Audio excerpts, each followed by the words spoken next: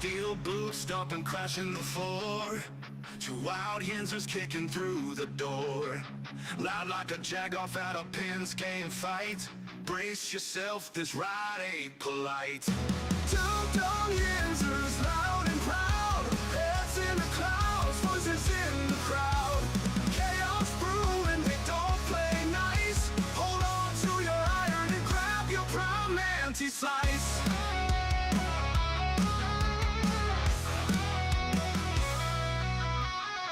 Tales from the burg with a hint of mayhem. Pierogi powered, nothing can constrain them. Knocking back stories like an icy cold brew. You never know what these two might spew. Two dumb Yinzers, loud and proud. Heads in the clouds, voices in the crowd. Chaos brewing, they don't play nice. Hold on to your iron and grab your prime anti-slice.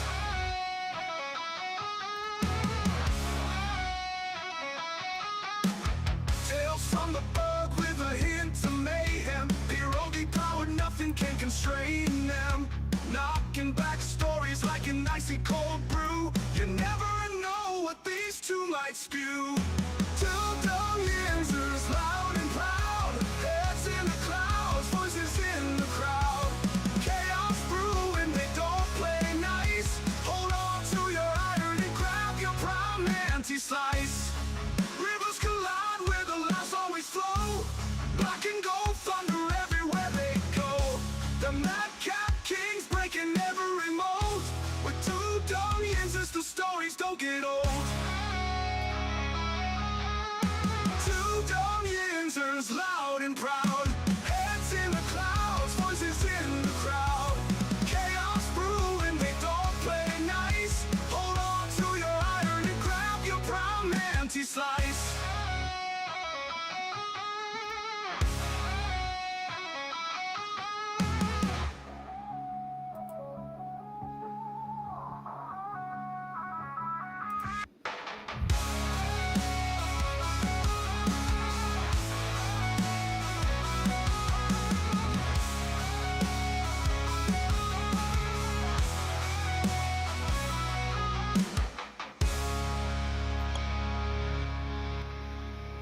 Hey, everybody. Welcome back to the show.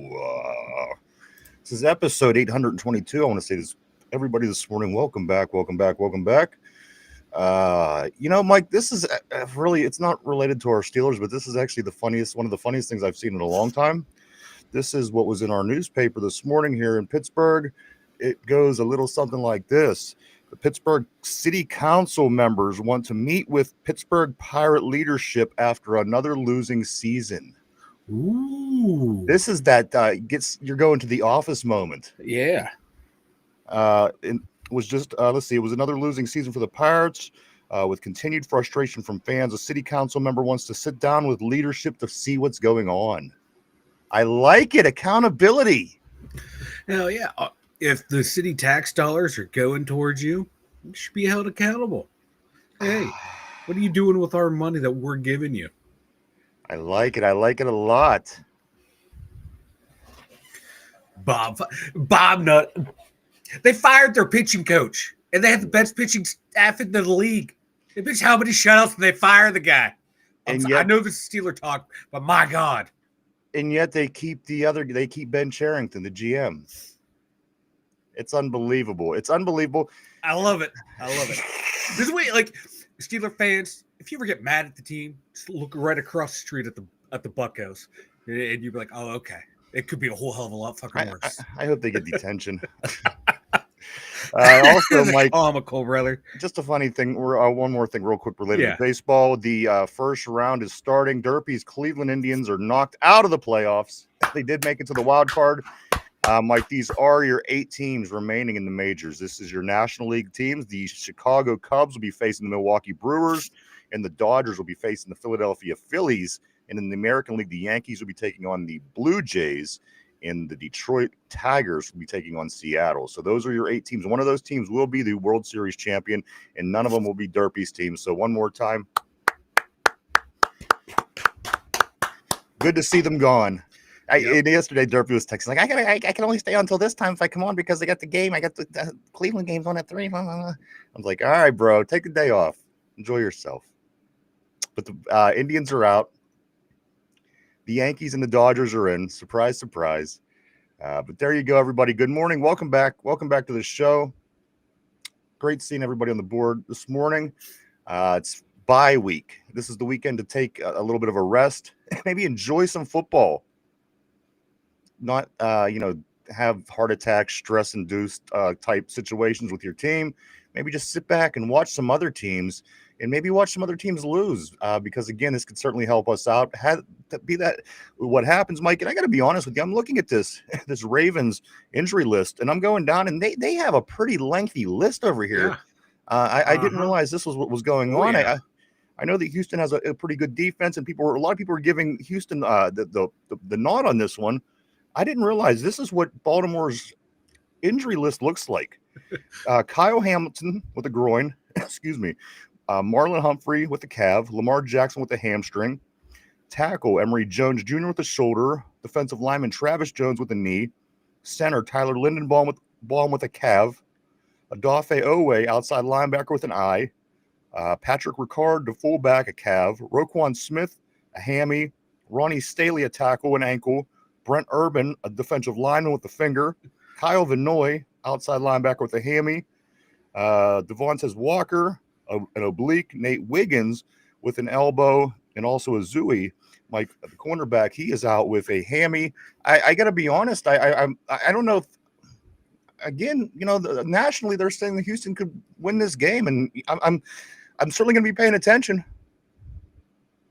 There's 13 guys with an injury designation for this week on their depth chart. And I didn't even count the guys on IR, like Matabuke, who's out for the year now. There's so many guys out, and they're key players too. Marlon Humphreys, he's their starting nickel back. He's out. He's listed as doubtful, so that's pretty much he's out. Kyle Hamilton, they're arguably one of the top 3 safeties in the league. Nate Wiggins, one of the better young cornerbacks in the league, he's hurt. This team, they're limping in. Lamar Jackson's probably going to miss 2 to 3 weeks. So, and like I was saying, like this really plays into, kind of how I always say, where you gotta get it when the getting's good. And here's my thing: once they get healthy, once Lamar gets back, I can see this team winning 10 of their last 13 games. It's just, this is something that Baltimore does. And again, most of the league, Baltimore certainly they dominate with, except for the Steelers or one of these teams. The Baltimore Ravens have no problem flowing through a schedule and winning a lot of games, and I think that's ultimately going to be what happens. So I'm saying, you got to get these wins early when you can. Mm-hmm. Like I always say, like even during baseball season, if it's the second inning, if it's the second inning and you don't slide on a play and you get called out, that could have been the run. Mm-hmm. Run in the game. If you lose by a run in the 9th inning, that could have been the run. So I'm always a big proponent of you gotta give it everything, every chance you get, because there's you're a reason out there for every chance that you're out there. Yeah. And, again, you get a big win, and while Baltimore is losing, it's going to turn. The tables will turn. It's going to flip. We're going to start playing the really, really good teams that we're not going to be able to stay on the field with. And I don't think anybody's going to argue that. Yes, we're having a good season. Yes, we're 2-3-1. But Buffalo's a well sculpted team. They're ready. They're a championship caliber team. Detroit teams like this, you got to get it when the getting's good. And as I said, the Ravens, if they lose again, man, we really have to focus on Cleveland, because it's gonna. We're a quarter of the way through. This is where it's at. Yeah. The chances that it's going to be like this 3 more quarters of the season is slim to none. They play a lot of football just like we do. They have just as many chances as we do. And again, they have to run into the crappier teams, and we have to run into the better teams. So kick them while they're down. Put your foot on the neck, Baltimore Ravens, if you can. And I think the way of doing that is, while they're on these injuries, even if they win this week against Houston, they have a pretty tough game next week as well. I think. I can't remember who they play. They got LA. Okay, so LA, they're going to be due. I mean, they're going to be looking for a win and facing a pretty good quarterback. So again, Cleveland and Cincinnati, in my opinion, they're must wins. They're must wins on this season. And if you don't win this, both of these games, I think you're going to be sitting there in the first week of January saying, damn, we either missed this or damn, we could have been a number 2. We were a number 2 seed if only we would have beat Cleveland at home in October, So, I mean, you don't want to have those issues. Again, you're out there for a reason. And if you believe you're a better team than they are, which I believe we're certainly better than Cincinnati and Cleveland is at this moment. This is the quarterback lineup for the weekend for the AFC. Dylan Gabriel starting for Cleveland. Cooper Rush is starting for Baltimore, and Jake Browning is starting for Cincinnati. Who would have thought? Who would have thought, Mike, just a couple weeks ago, when Lamar Jackson, Joe Flacco, and Joe Burrow were coming in, that we would be sitting up top and those 3 guys would not be participating in this particular week. So again, you got to take advantage of what you're given. In my opinion, this is kind of a gimme. You got to take advantage. If not, somebody else would do it to us and they would bury us if they could. So very, very important game. So I say, enjoy your games this weekend, guys. It's going to be a lot of fun moving forward and getting ready for the Browns. Maybe I'll make some brownies this week as I'm watching football in preparation for next week to get for Browns week.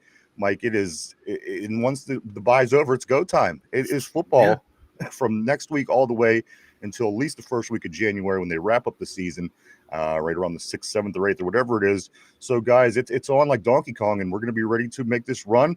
Let me ask you a real quick question, and then I'm going to get to the board, Mike. Yeah. There's talk this week about Aaron Rodgers moving up into the top 10 quarterbacks for the season. Do you think, without looking at statistics, just from everything that you see around the league this year, does he crack the top 10 for you? I mean, what he's done. He's been very efficient with the offense. Mike, he has. Let me give you the numbers. 786 yards in 4 games. Almost, come on, another game he could have 1,000 yards in 5 games. We were hoping for a 3,000-yard season. He's definitely on pace for that. 8 touchdowns at this point. He is on pace for 32 touchdowns, a little bit over if you had that extra game. He has 3 interceptions, and then he has a 2.6 quarterback ratio. Mike, is this, again, from what you see around the league, not a lot of greatness this year? No. Does he crack that top 10? Yeah, if the 3-1. Yeah, I'm gonna say if the Steelers keep winning, the offense keeps being efficient the way it has been. Yeah. They're just by default, because quarterback play hasn't been that great this year, and guys have been hurt. Burrow's hurt now. Lamar Jackson's hurt. Brock Purdy's hurt, but Mac Jones is looking otherworldly. So yeah, he could make it. If the offense keeps going the way it is. Yeah. I tend to agree. It's crazy. You can see he doesn't have the mobility. The deep ball isn't what it once was, but he still has that short to intermediate accuracy is still fucking there. And if you can feast in those areas, because a lot of teams play that too high safety and they're going to give you underneath shit, you hit that underneath shit. And we see what happens when you get DK the ball on the underneath shit. So, yeah, I expect his yardage to go up and the touchdowns to keep going up too. So, fuck yeah. I mean, like when I say top 10, I mean probably like 9, 10 in that range. I don't see top 5. No, of course not. Top 10's there. But yesterday I asked a question. I said, are we happy? Is this where you expected us to be? Is it worse or is it better? I got to be honest with you. I think it's a little bit better than I expected it to be. Sure. Again, 4 games into the season, we are sitting at 3-1 atop our division. The numbers could certainly be a lot worse. I think what I read the other day that Aaron's already threw as many touchdowns in the first 4 games as Kenny Pickett did in his rookie season or something like this. Yeah. So again, if we're going to complain, I don't know if it's warranted, because again, this may have been the best option we had. This probably turned out to be the best case scenario. Again, I thought it might have been some kind of a disaster, a bit of a circus, if you will. Yeah. But it hasn't been that at all. It's actually been kind of delightful. The guy himself has been great for the city. There's been no issues with the media, no issues with fans. It's been all good. And again, to be honest, I don't know if anybody would have expected the Steelers to be 3-1 4 weeks into the season with 2.5 games or whatever it is over the Ravens, sitting in first place while everybody else is down and out, which could happen to any of us. Don't get me wrong. We could be in a quarterback situation just as quick as anybody else. But I would have to say, Mike, it's a bit better than I hoped it would be. I believe I did say it was going to be 2-2 to start the year, and it's not. We're 3-1. Yeah. So we're certainly, again, like, not as bad as as some people thought, probably not as good as some people hoped, but I'd say a little better than average. This quarterback production is. And again, Mike, is there anybody that we could have actually got this year that would have the this? Oh, There's this? nobody. No. There's nobody else. And No. again, he still has enough in the tank physically. I mean, obviously, he's not. Yeah. You could tell he's old. Yeah, you can tell we're not getting prime years Aaron Rodgers Right. here. But you're getting damn good Aaron Rodgers, especially compared to what we could have had. And again, Mike, this football team is sitting at 3-1 in first place. Yeah. And he's tied for four touchdowns. Well, I'll take that. Some of the other numbers, they're not eye-popping, but he's being efficient. And for like you said, for quarterbacks up here and for what they're paying them, no, because we could have went out and got a Sam Darnold, but guess what? You're not getting a DK Metcalf. You're not getting a Jonnu Smith or a Jalen Ramsey because we're not going to have all that salary cap to go out and get those guys. Aaron Rodgers allows you to build out and flesh out your roster while maintaining, building towards the future when hoping to get a quarterback in the draft next year or finding a reclamation quarterback to go along or just find another quarterback next year. Aaron Rodgers, his salary this year and his play allows you to compete for a playoff run and to keep building towards the future and adding guys that are going to be here for another 3 years. So, yeah, in my mind, there was no other quarterback you could have went out and got because there's no guarantee we could have went out and got Daniel Jones and he would have been what he is here in Pittsburgh. We could have went out and got Mac Jones and he might not have been what we saw last night in San Francisco. So Aaron Rodgers was the best bet, and I'm going to break my camera. All right, good. Now take care of that. I'm going to jump on the board. I do want to say good morning to everybody. It's great to see everybody on the board this morning. All the Yinzers, welcome to the show. Finchy, what's up, brother? He says, boom. That's right, baby. Corey says, good afternoon, fellas. Great news. Before you get the show rolling, I was able to spread my channel to CastBox, Pocket Cast, and iHeartRadio. Working on a couple more as well. That's fantastic, brother. Are you releasing a new one today? If I'm not mistaken, it comes out this afternoon. We're keeping an eye open for that. I did enjoy the first episode. Richard, what's up, bro? Always great seeing Richard on the board. Good morning to you, sir. Tortilla, good morning to you, my man. Always great seeing Tortilla from out west. Tortilla. San Francisco area. Corey said, thanks, Finch. I'm going to be doing weekly shout outs on my favorite channel as well to spread the love. This channel is getting a weekly shout out as well. We appreciate that. Thank you. I do want to say thank you. And I also do want to say thank you to Jamal. I don't know if Jamal is here yet this morning. Mike, I did check out his show and he did give us a big shout out. Oh, that's awesome there as well. Thank you, Jamal. Thank you. Jamal, the trash talk with it's a long. It's the trash talk with the Steelers gang. Trash talk with the Steelers gang. It's a lot of fun, guys.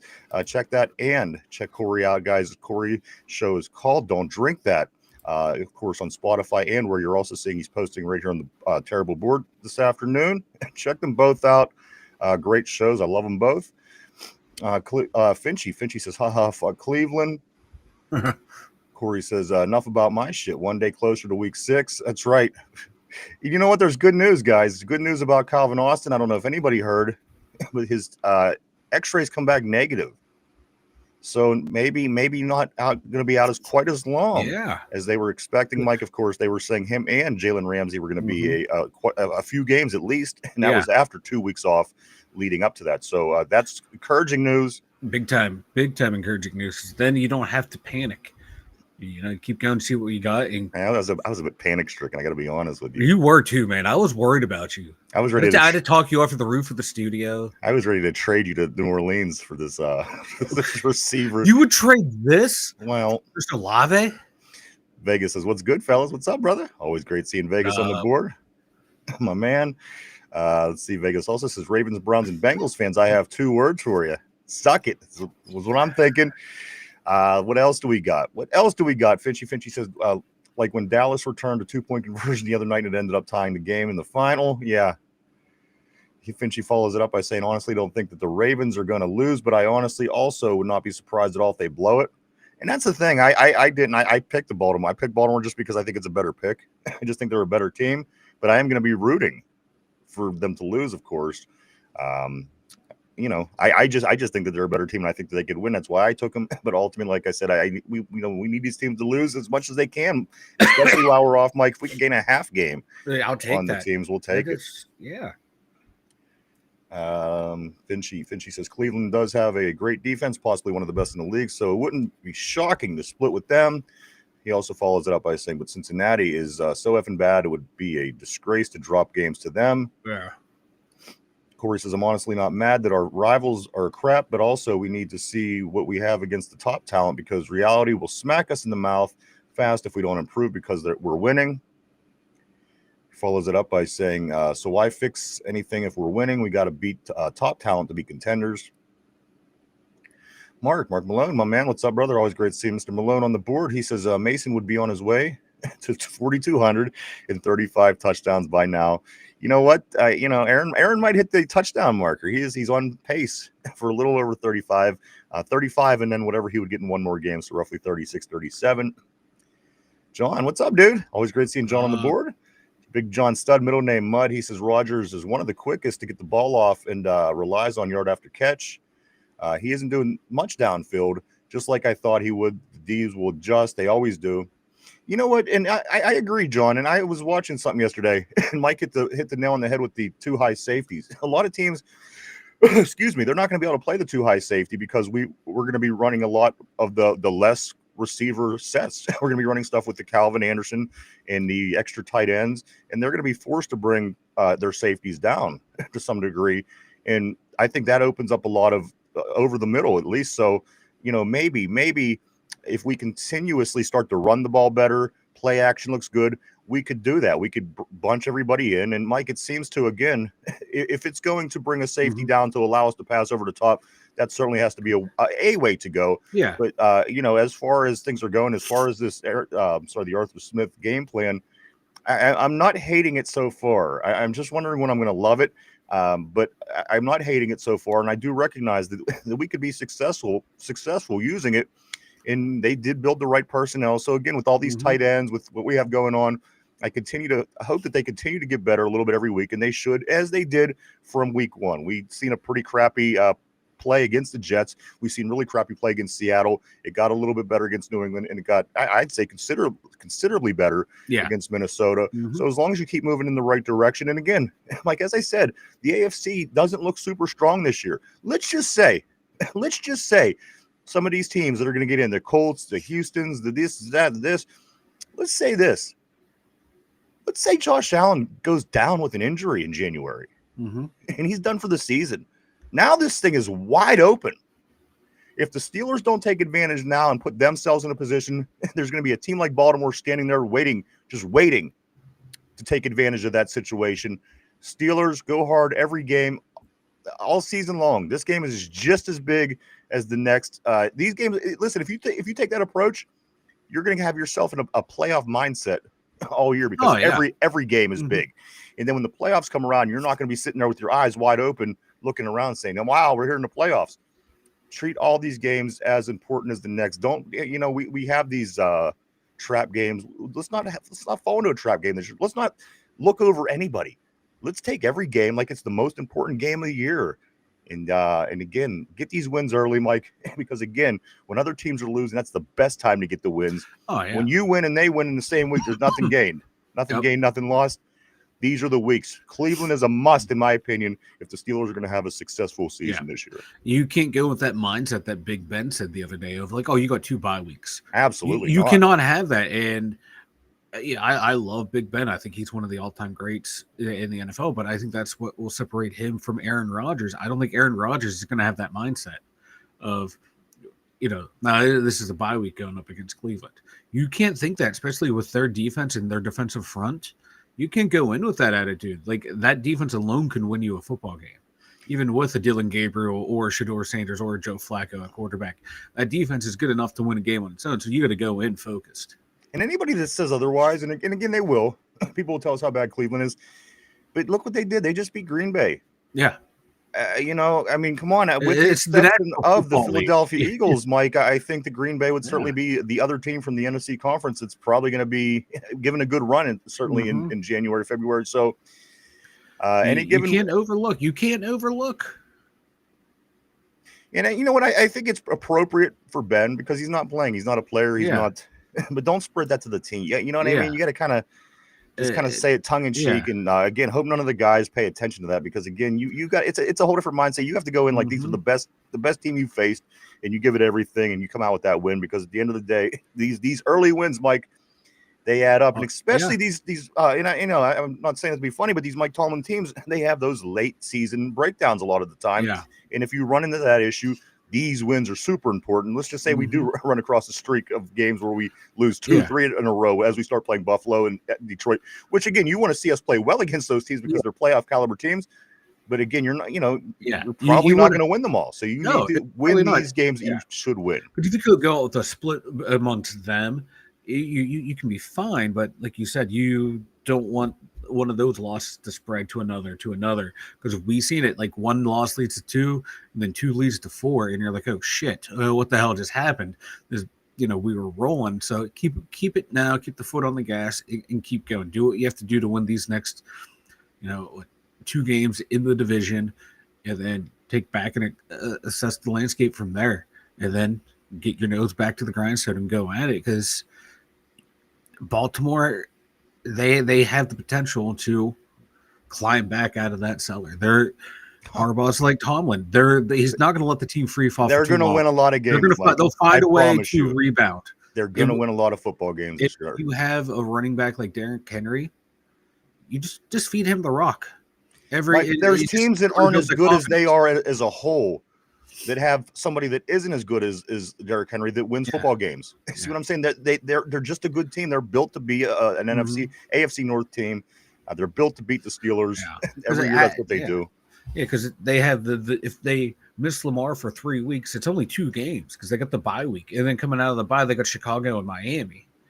So if they can survive surprise some teams. Chicago might. They're starting to do a little something there, but until they can do it consistently with that coach and the quarterback, I'm not going to be convinced with them. But that can be if they be in the Ravens split these 2 games, go 1-1, get Lamar come back, they can easily win the next 2 in a row. Like they could win that. They could win the next 9 games. This is what Baltimore. This is nothing new to them. Sometimes they do this. If you recall, they lose a couple games early. And then they run off like 8 wins in a row. Next thing you know, they're sitting atop the division. This is not surprising to me, and this is why I'm constantly harping on the how big this Cleveland game is. Baltimore already beat Cleveland. Yeah, this is our first division game. Getting a division win is big. You don't want to get behind the 8 ball there. I want this team to treat this game like the Super Bowl if they if they can, and whatever you got to do to get in that mindset, you got to do it because again, this game is so big. People say mid-season, early season, quarter season win against the Browns. How big can that be? Well, come talk to me in January when your team just missed the playoffs by 8 games. we need one of these other teams to lose. I hate that, Mike. If we're sitting around waiting for Jacksonville to lose to Houston, come on. Win your division game and get the shit done yourself. Do your job. Do what you're supposed to do. Because if you're waiting around on other teams to win to get you in the playoffs, I don't think anybody could take you serious as a contender in the playoffs. You can't. No, you very rarely do you see a non-division winner be taken seriously in the playoffs. Yeah. Back on the board, Finchy says, Aaron is also a very good game manager. As long as defense can play well and keep us in the game, Aaron has the ability to keep us from losing a game. And that's, basically, we needed that. We needed somebody who's a good game manager on top of being able to play a little bit. And he's basically the perfect fit for what it is that we needed this year. We knew we wasn't going to get a great franchise quarterback out of nowhere. It's not going to happen. Maybe we could tackle that through the draft in April, but we will see. But as it is right now, Mike, I think that it's a little bit better than I thought it would be at this point. Again, is this team able to sustain the success and continue to get better and continue to win consistently? That's yet to be found out. But again, Mike, it certainly seems a little better than I expected. Again, I thought we were going to be 2-2 after 4. Here we are at the break, 3-1. The rest of the division, and as I said in preseason, I said, what if these injuries happen? What if that happens?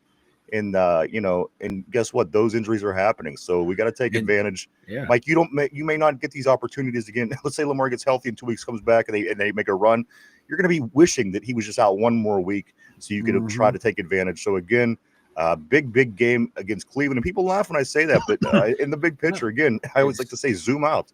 Once you zoom out and see how big this game actually is, you realize how big it is. Yeah, and no game to me is a gimme. I hate when people go, well, this quarterback's in there. We won games with Duck Hodges. Okay, we beat good teams with Duck Hodges. How? Based on stifling defense and getting the ball quickly to playmakers. And we may shit on Cleveland, but they got playmakers on offense at wide receiver, running back, and tight end. And they have probably the best defense in the NFL. So there's a way they can win this game. I don't care who's their quarterback. We've seen it done. We sat through Mason Rudolph and Duck Hodges winning football games. We sat through Mitch Trubisky, Kenny Pickett winning football games. So I don't care who the quarterback is. It's you're playing the entire team. And your quarterback makes one mistake, a running back makes one tiny mistake, a cornerback falls down, a receiver slips. Next thing you know, the ball's, there's a touchdown here or there. So it's got to be on your P's and Q's in these games because it's the NFL, man. Any given Sunday. It's a cliche and a saying for a reason because it's true. S Dad, hey brother, how you doing, man? Always great seeing you on the terrible board. S Dad says the Browns are always a pain in the ass. Their D will get after AR. Absolutely, that's what I'm saying. For one, the defense is really good over there. I don't know what's going to go down. I mean, of course, Dylan Gabriel's getting the nod this week, but again, when we play them next week, it might not be the case. We don't know. But one thing that we do know for sure is that defense is good. And I'm going to jump to S Dad's next comment real quick, just for what it is. He says Garrett will be a problem. Better chip him on every down. And we talked about that earlier in the week. It's going to be Broderick Jones. Listen, they're the Browns, but they're not completely retarded. They know how to attack. They know how to play defense, and they know how to make matchups. And they're going to put Myles Garrett right where it's going to affect us the most, whether it be against Broderick Jones, whether it be against whatever the case may be. We're going to have our hands full with that defense. That's what I'm saying. They got to focus on this game like it's a playoff game. Yeah. And take that mentality through the rest of the season. I know it's extra. I know it's a lot extra. It's 3/4 of the season left. But again, it's these teams. I don't know. They're just, again, they're finally building an identity, start to accomplish little goals and get to certain points. And again, Mike, we're sitting here with just one loss after 4 games. You couldn't be more excited. Yes, you would love to see a more convincing gameplay from the team overall, but for what it is, it could be a lot worse right now. It could be a whole hell of a lot worse too. And like the bright spots on the team are very bright. They're very encouraging, and the dark spots are getting less and less. We're starting to clean up areas that have been deficiencies, and that's how these bright spots are getting brighter. They're fixing what needs fixed, and then enhancing what's working. So I like it. And back to Cleveland real quick. It's not just Myles Garrett up front. Mason Graham, we all laughed when they traded out of the 2 spot, but they got Mason Graham. I watched him play at Michigan. He's a fucking beast. And he's just a rookie right up the middle. So you got him and Garrett, and I think Malik Collins also in the middle. It's going to be a tough dogfight up front. And this could be the biggest test for our line. It's going to be the biggest matchup for our O-line, and we've played some pretty good D-lines, but nothing like this. Finchy said also voice to text doesn't always recognize punctuation. No, it does not. That's one area that I think they can certainly improve on in technology is the text, the talk to text. Tortilla says at John, once the defense adjusts, Rodgers will adjust too, and he will, and they will. Again, it's not going to be a breeze, guys. We know this. We lost to them last year. We went over there and lost in the snow globe game on a Thursday night. I think it was an Amazon game or some shit. We're not out of the water here. We're not a great team. People say we are doing good, but there's no games really that we should count as wins at this point. We just again treat this one like it's a playoff game, and that way you'll be battle tested once the playoffs come around. Again, you won't be sitting there with your eyes wide open saying, "Ooh, playoffs." Treat everything like a playoff. Mm-hmm. It's most times it's all about the mindset. Like the old Grant Hill commercial from the 90s. 90% of the game is from the neck up. And you know what? Once you realize that, I think is when you really break a barrier. Corey says today at 1 exciting stuff. So go check it out, everybody, on Spotify.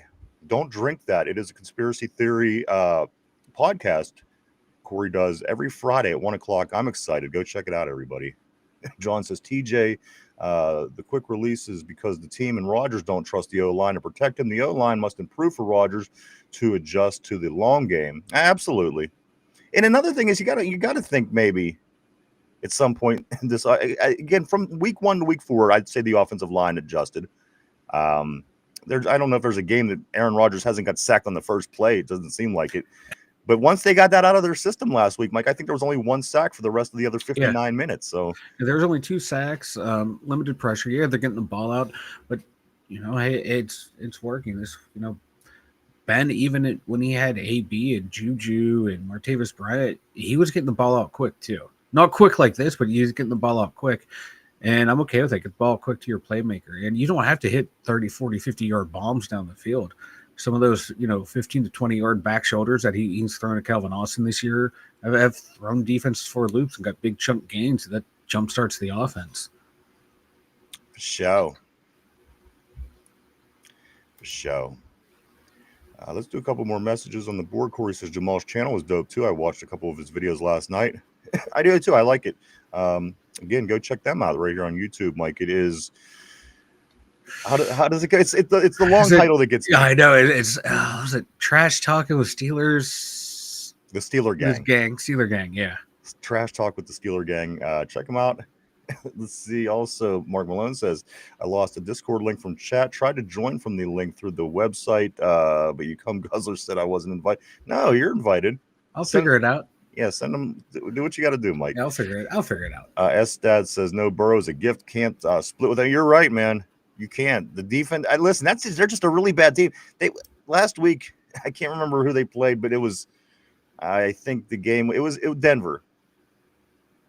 And I knew on the tiebreaker was going to be low scoring. I picked, I don't remember what I picked, but I picked it specifically because Cincinnati, they just do nothing now. This team is not capable of doing anything.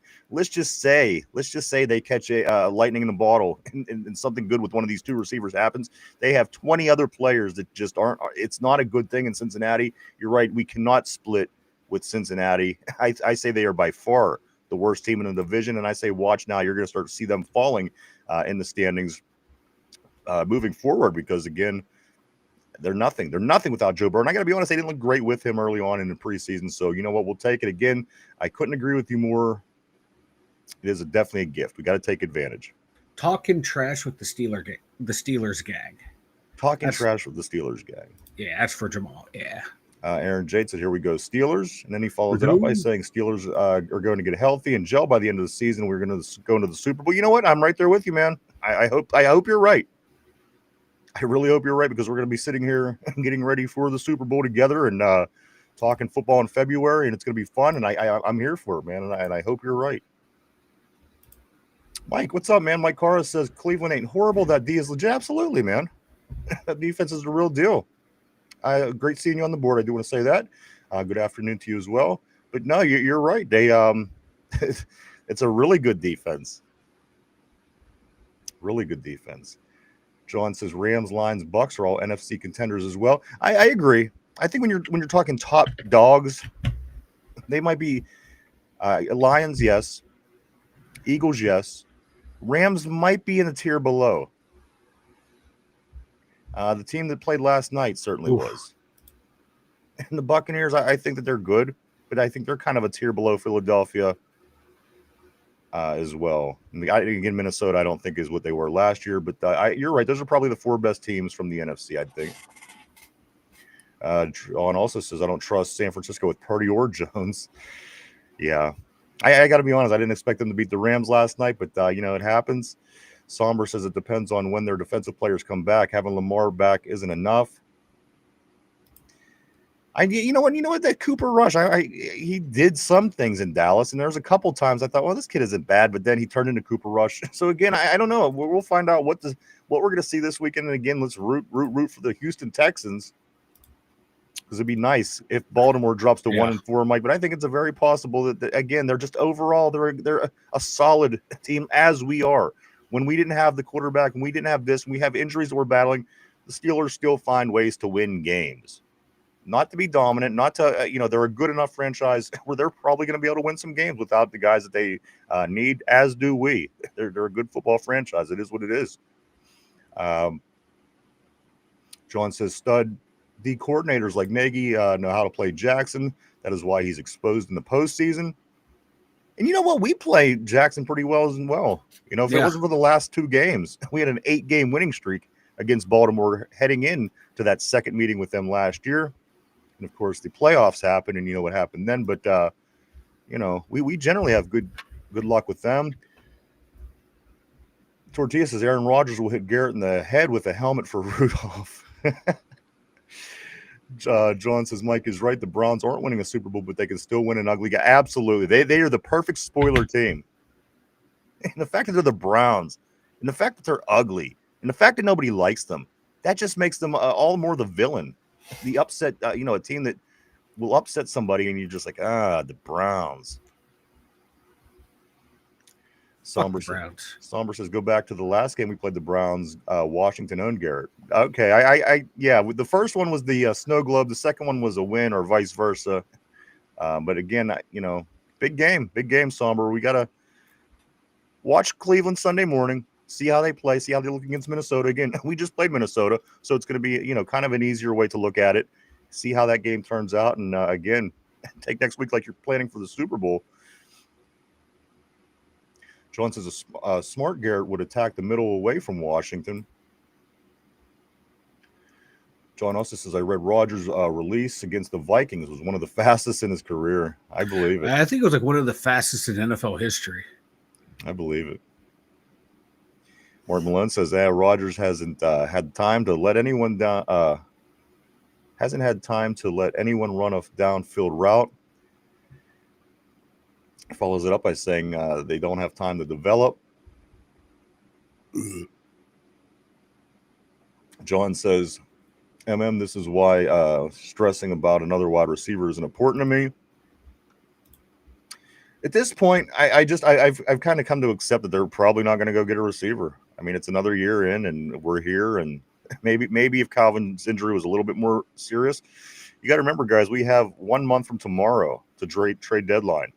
So, 1 month tomorrow, November 4 is the trade deadline, 4:00 on that day. So whatever we got to do, it's going to be in the next month. So we'll see. Keep an eye on this receiver situation.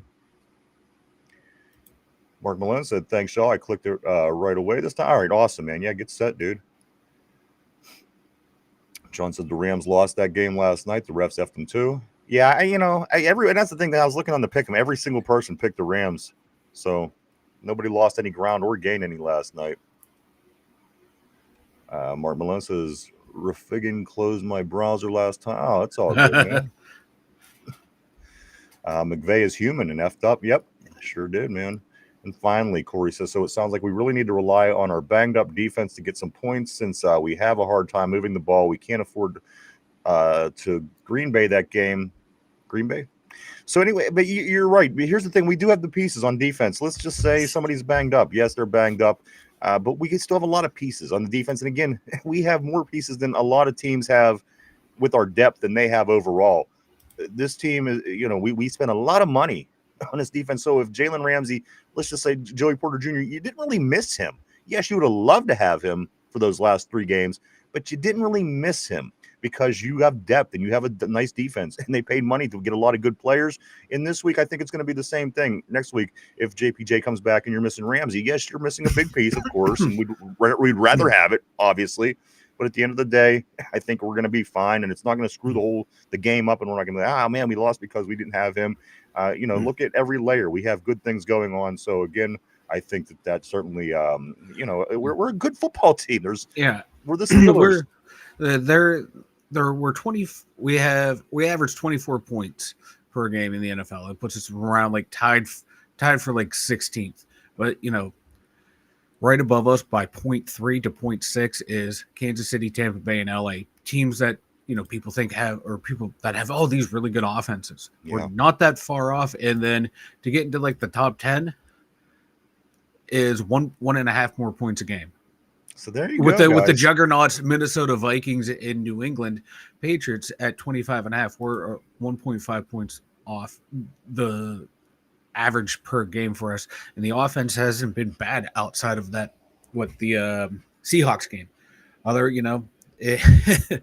if Caleb Johnson holds on to that ball, we could potentially go down and kick field goal, get a touchdown. We're up over 24 points in that game, around 21 to 24 points in that game. So our average should be potentially could be even be higher. So I'm not really worried about the offense. They're scoring a lot of points, not a lot of points, but above average for the NFL, and the defense is getting better and better every week as well too.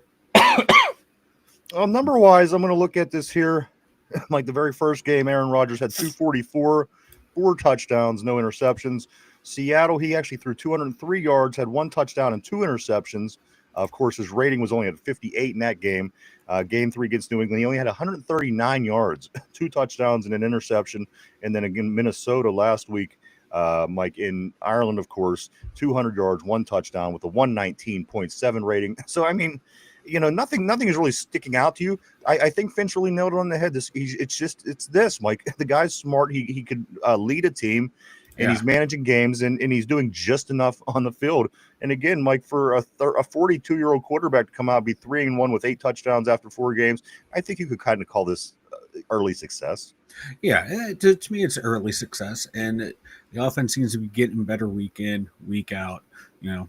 We took a little nosedive or a little step back in that Seattle game, but you know what? They came out the next 2 weeks and got better each week. So moving in the right direction, man. Moving in the right direction. That's all you can do. As long as you're moving you're seeing forward, Sam I'll Darnold. take it. You're seeing Sam Darnold do what he did last year. That's not a bad. I mean, watch Seattle. They're going to win some football games this year. They're a good team. They another one of those teams that had a sneaky good defensive line. Yeah, for sure. For sure. Let's grab a couple more of these messages. Did not play today as far as practice for looks like Baltimore. Somber is saying Jackson, Hamilton, Smith, Humphrey, Awuzie, Ricard, and Owen severely depleted. Absolutely, man. But my worry is this. Houston, you just never know with this team. I'd love to see CJ Stroud come out and just blow these guys up, man, and win the football game. But to me, a Texans matchup, it could get ugly. And like I said, just overall, the Ravens just have a better franchise. They have a better football team, and them teams find ways to win, as do we. We find ways to win ugly games. The Steelers have a lot going for them, and we're not showing it as of late. But again, come on, nobody can deny that the Steelers are a top franchise in the league, and we find a way to win a lot of football games. Not in January, unfortunately, anymore, but we find a way to win a lot of football games. In Baltimore, they're in that same boat. They'll win a lot of games this year. But that's what I'm saying. Let's hope for them losses early, because they'll be back. They'll win a lot of games down the stretch. You watch. They'll find a way. Mark Malone says, I expect that they'll play a lot more Spencer Anderson. Washington says, absolutely. And that mixes it up. And I think this is what we were kind of wondering if they were going to do. This is what they told us all offseason when they're building with all these tight ends. I thought, when are we going to get these looks with last week? And as I said, it affects the way the defense has to play. And then maybe you attack down the middle of the field now, so again, I like it. I like it, guys. If we were 1-4, I'd hate it. Yeah. But the fact of the matter is, we look somewhat successful. Let's go with it. Let's build the identity. Let's go with what's working and try to win some football games. Maybe get better, gel, and look good come the end of the season, and do something in the playoffs. Who knows? Could be a lot worse, guys. Always could be a lot worse. Could be a whole hell of a lot worse. I'm happy sitting at 4-1, seeing improvements every week. So me too. Yeah. Mark they're about right where I thought they would be record-wise. I think I had them like 4-0, 3-1, or around in that range. So they're right on track. Yeah, I think they're right on track. John says, Mark Malone says, the Big Johnson excels in those sets too. Yes, he does. Gotta love the Big Johnson. John says, run blocking improved against the Vikings. It sure did. That's what I'm saying. There's improvement. If there wasn't, we would have a reason to be concerned. Even, like Broderick Jones, somebody that we know is dumb as hell. he's able. He's shown that he has capacity to improve and learn and get better. So it's starting to look like Sayomalo might be the weak point of the offensive line. And I'll take that. If Sayomalo is going to be the weak point of the offensive line, I'll take that because yet he still has enough know-how to be decent, and then we could build off of that and go get a left guard. Because if Broderick Jones can figure it out this year, which every week he's been getting better, it can be a serviceable left tackle in the NFL. I'll take it. That's one less worry for this team because everyone else on that line is starting to get better too. Mike, my concern about him, I think he's kind of an etch-a-sketch though. It seems like he could build, and then you shake him. Do you think he has like that shaky confidence where like one bad a bad series or he just loses focus? I think he's dumb as hell, and here's what I'm saying. I think it's like an etch-a-sketch. He can learn so much, he gets so much better, but something will happen, and then it'll be like starting over from day one with him, and we've seen it before with him. So again, Mike, until going from year 1 to year 2, until he can prove that's not him, it's hard to have faith in Broderick Jones. You got to take like Broderick Jones. You have to take him series by or not. I was about to say series by series, more or less snap by snap. You have to take Broderick Jones. Corey says, I think teams get excited to play in December, January, but nobody wants to play us in September, October. November is always up in the air. We're like 50% in November. And John says they should move Washington to left tackle and Jones to left guard during the offseason. You know what? Who knows? And that's the thing. It was certainly suggested about the Washington thing. Mm-hmm. But again, who knows? Who knows what's going to happen in the future? I think something drastic would have to happen for that to actually be the case. But I wouldn't have a problem with it. The guy's size tells me enough that, he certainly has enough wingspan to do a pretty decent job protecting the backside. But again, I think they're pretty hesitant to do that. I think they'd rather go out and draft a lineman than make to that have move. A guy who's never done it. All of a sudden expect him to go in there and do it well at a high level. The thing is, some guys can do that. Some guys can, some guys can. It's one thing that I'm noticing. Some guys take seasons. I mean, the guy that Mark Robinson, they moved him to linebacker out of college. He sat there for 4 years and apparently didn't improve enough to play on defense. Some guys can do it. Some guys can't. Yeah. I like the way they can utilize him in the red zone and stuff. I don't want to lose that ability by adding, a couple 100 pounds or, I'd still like 60 pounds on the guy. I'd like to still see more come from that ability. I'd love to see him more. Yeah, I want to see used more. Yeah. In the red zone. But we're 6 or 7, 7 or 8 in the red zone. So I'm not gonna complain just yet about it. I'm not complaining. Yeah, I know what you mean. Yeah. I know what you mean. Let's see what else do we got here. We had five safeties in earlier in the week, Mike. Of course, with injuries and things like this going on, safeties is a thing. They brought 5 guys in earlier. Mike, Kendall Brooks, he's signing with the Tennessee Titans. I don't know who none of these guys are, but one of the guys that we did bring in is not available anymore as he's signing with Tennessee. You see, like all the guys that Baltimore has been bringing in to take a look at. I think two out of the 5 or 6 guys that they brought in retired. They decided to retire, then go play for Baltimore Ravens. You know what? John's right. Alejandro Villanueva did it just fine. He was a tight end or a receiver. He was a receiver. Then he played on the D line at Philly for a while. Then he came over to Pittsburgh and had to work his way here. And I thought he was a turnstile at left tackle. I thought he was great. I thought Big Ben and Le'Veon Bell made that entire left side. Him and I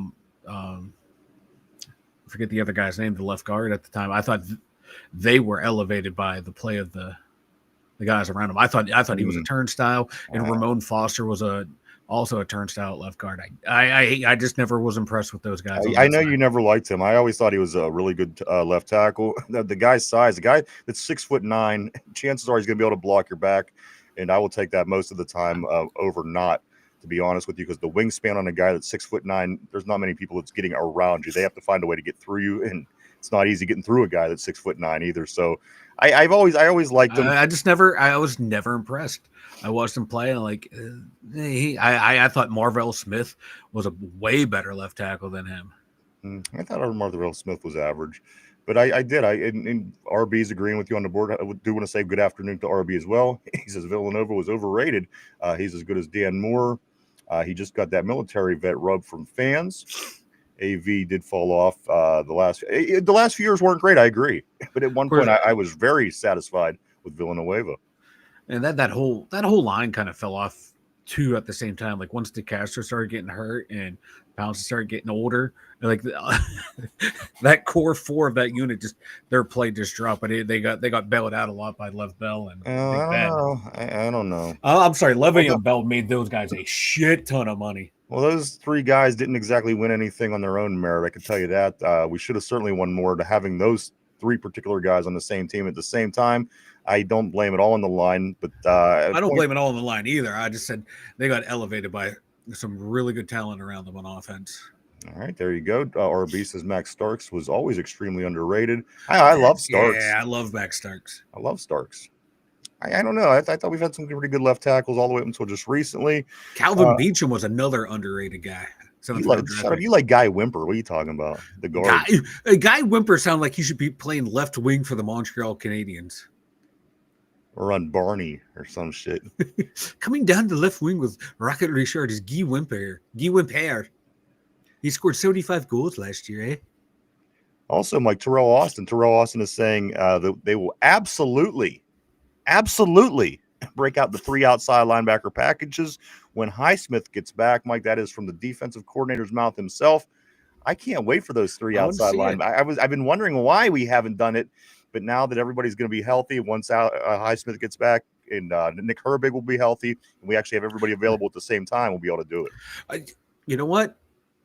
What the key word is when everyone's healthy. Yeah. I guarantee you Highsmith's going to come back, Herbig or Watt's going to get hurt. And we can't do what we wanted to do because that's what, like last year, that was the thing. Like they did it a little bit last year, then Highsmith got hurt, then Herbig got hurt.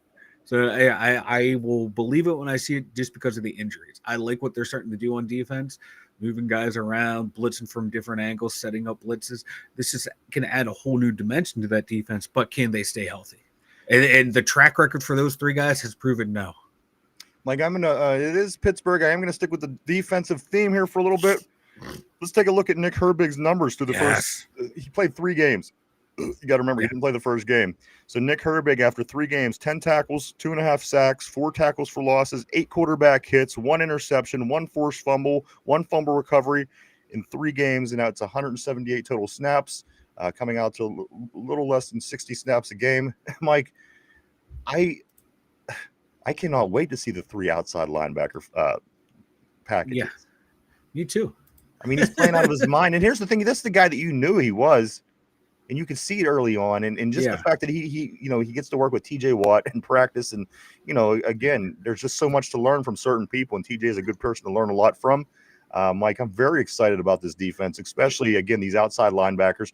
And I think that we said it the other day, if Highsmith would leave, especially after what we've seen for a few weeks now, where the run didn't exactly suffer because Highsmith was in there. It actually did worse when he was in there early on than it did later as he was out. Yeah, so, I'm on record. I don't want Highsmith traded this year to go out and get that mythical ever elusive wide receiver number 2, just because what we can do on defense. Mythical. We just don't have a wide receiver 2. Just say it. Just say it. It is. But I like that. It's not abnormal. It's not abnormal to have a wide receiver 2. Why is people acting like it's a strange thing that we're weirded out that they in 2 seasons didn't employ a wide receiver? But what I'm saying is, maybe next year we won't have a quarterback. I don't know. Let's make it interesting. Right? Hey, you know what? It worked with when we had Duck Hodges and Mason Rudolph. Baby, we made the playoffs that year. Or came close to it. Hey, maybe how about a nose tackle? Let's not have a nose tackle. Let's take out the let's take out the inside linebacker and a safety too. Why don't we do that? I don't understand why everyone's so weirded out the fact that people say that we. It's not abnormal to have a wide receiver too. I did not mean to derail the conversation by bringing that up. I've never seen it. I've never seen anything like it. I want to see how long I can keep you going on this. But anyway, no.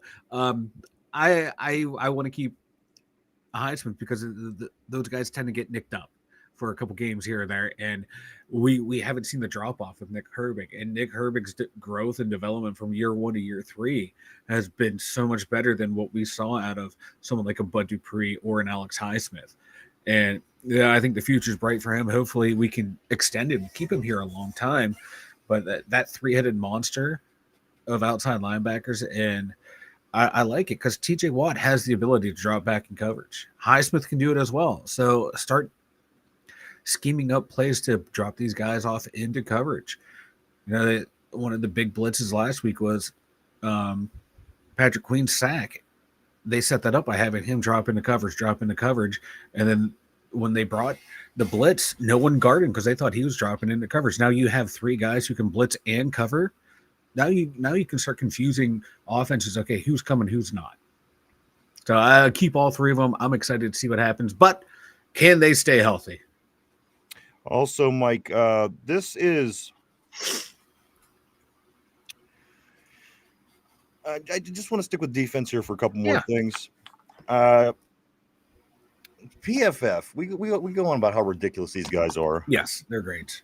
PFF, they says that this past weekend's game, Mike, Darius Slay had given up the most amount of allowed by a cornerback in week 4. He said they gave up 123 yards. Well, he's actually contesting that. He said that's not even right. I didn't give up anywhere near 123 yards.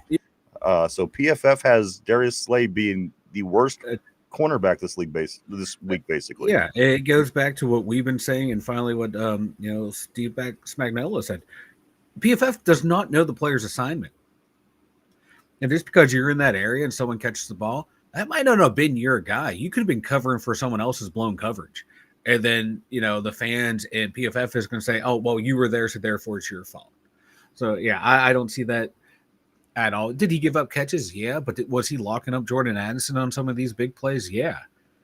Or are they saying he was at fault for that big 83-yard play to Jordan Addison? Because the team will tell you that was Chuck Clark missing the signal to play deep safety. So it's like, this shit doesn't make sense. That's why I hate PFF. I hate PFF.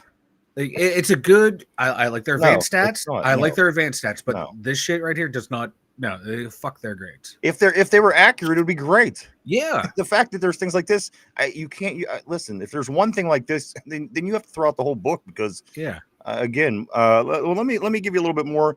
There was a little bit good about the PFF this week, Mike, because they did name the first quarter of the season's All-Pro team, and 4 Pittsburgh Steelers did make the first quarter. So PFF knows what they're talking about. It's a great service right here. I just great love service. PFF.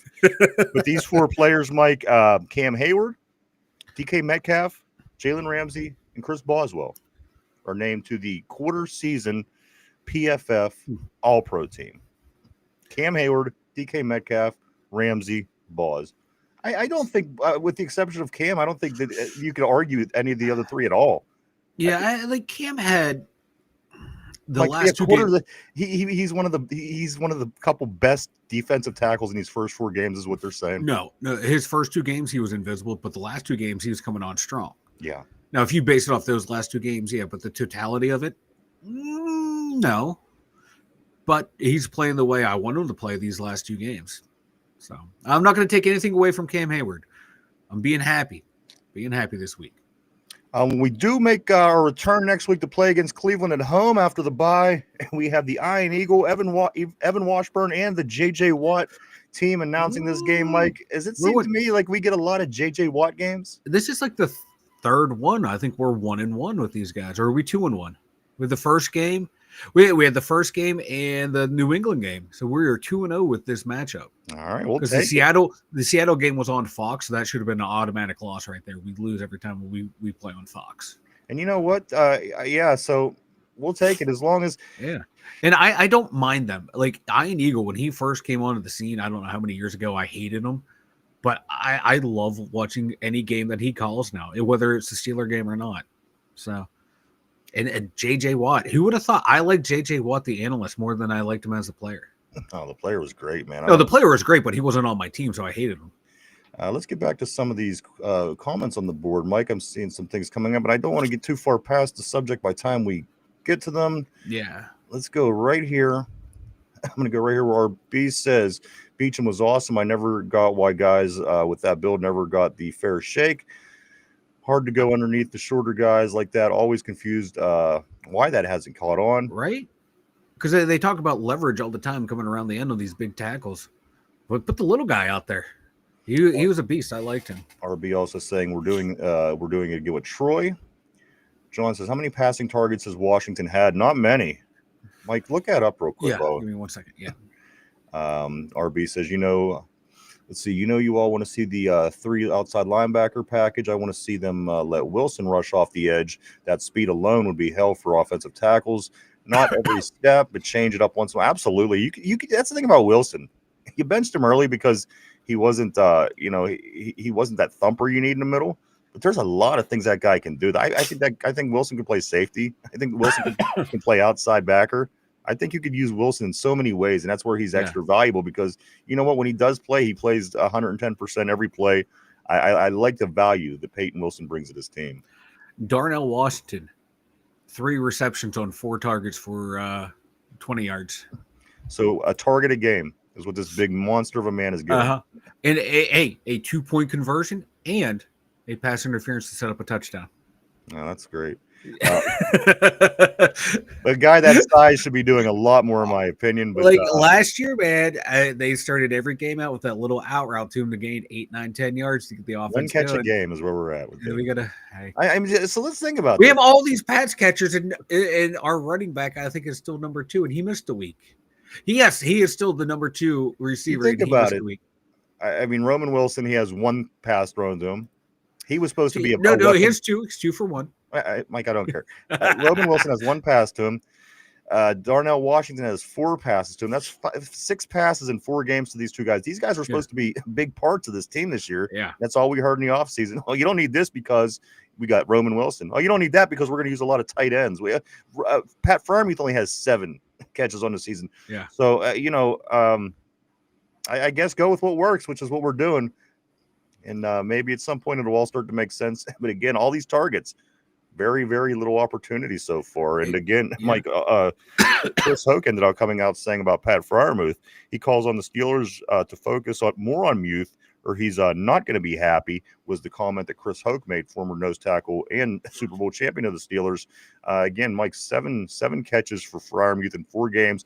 You had to know his numbers was going to go down. You bring in all these other tight ends. You knew it was going to go down. But again, Mike, he's on pace for 28 catches for the year. Yeah.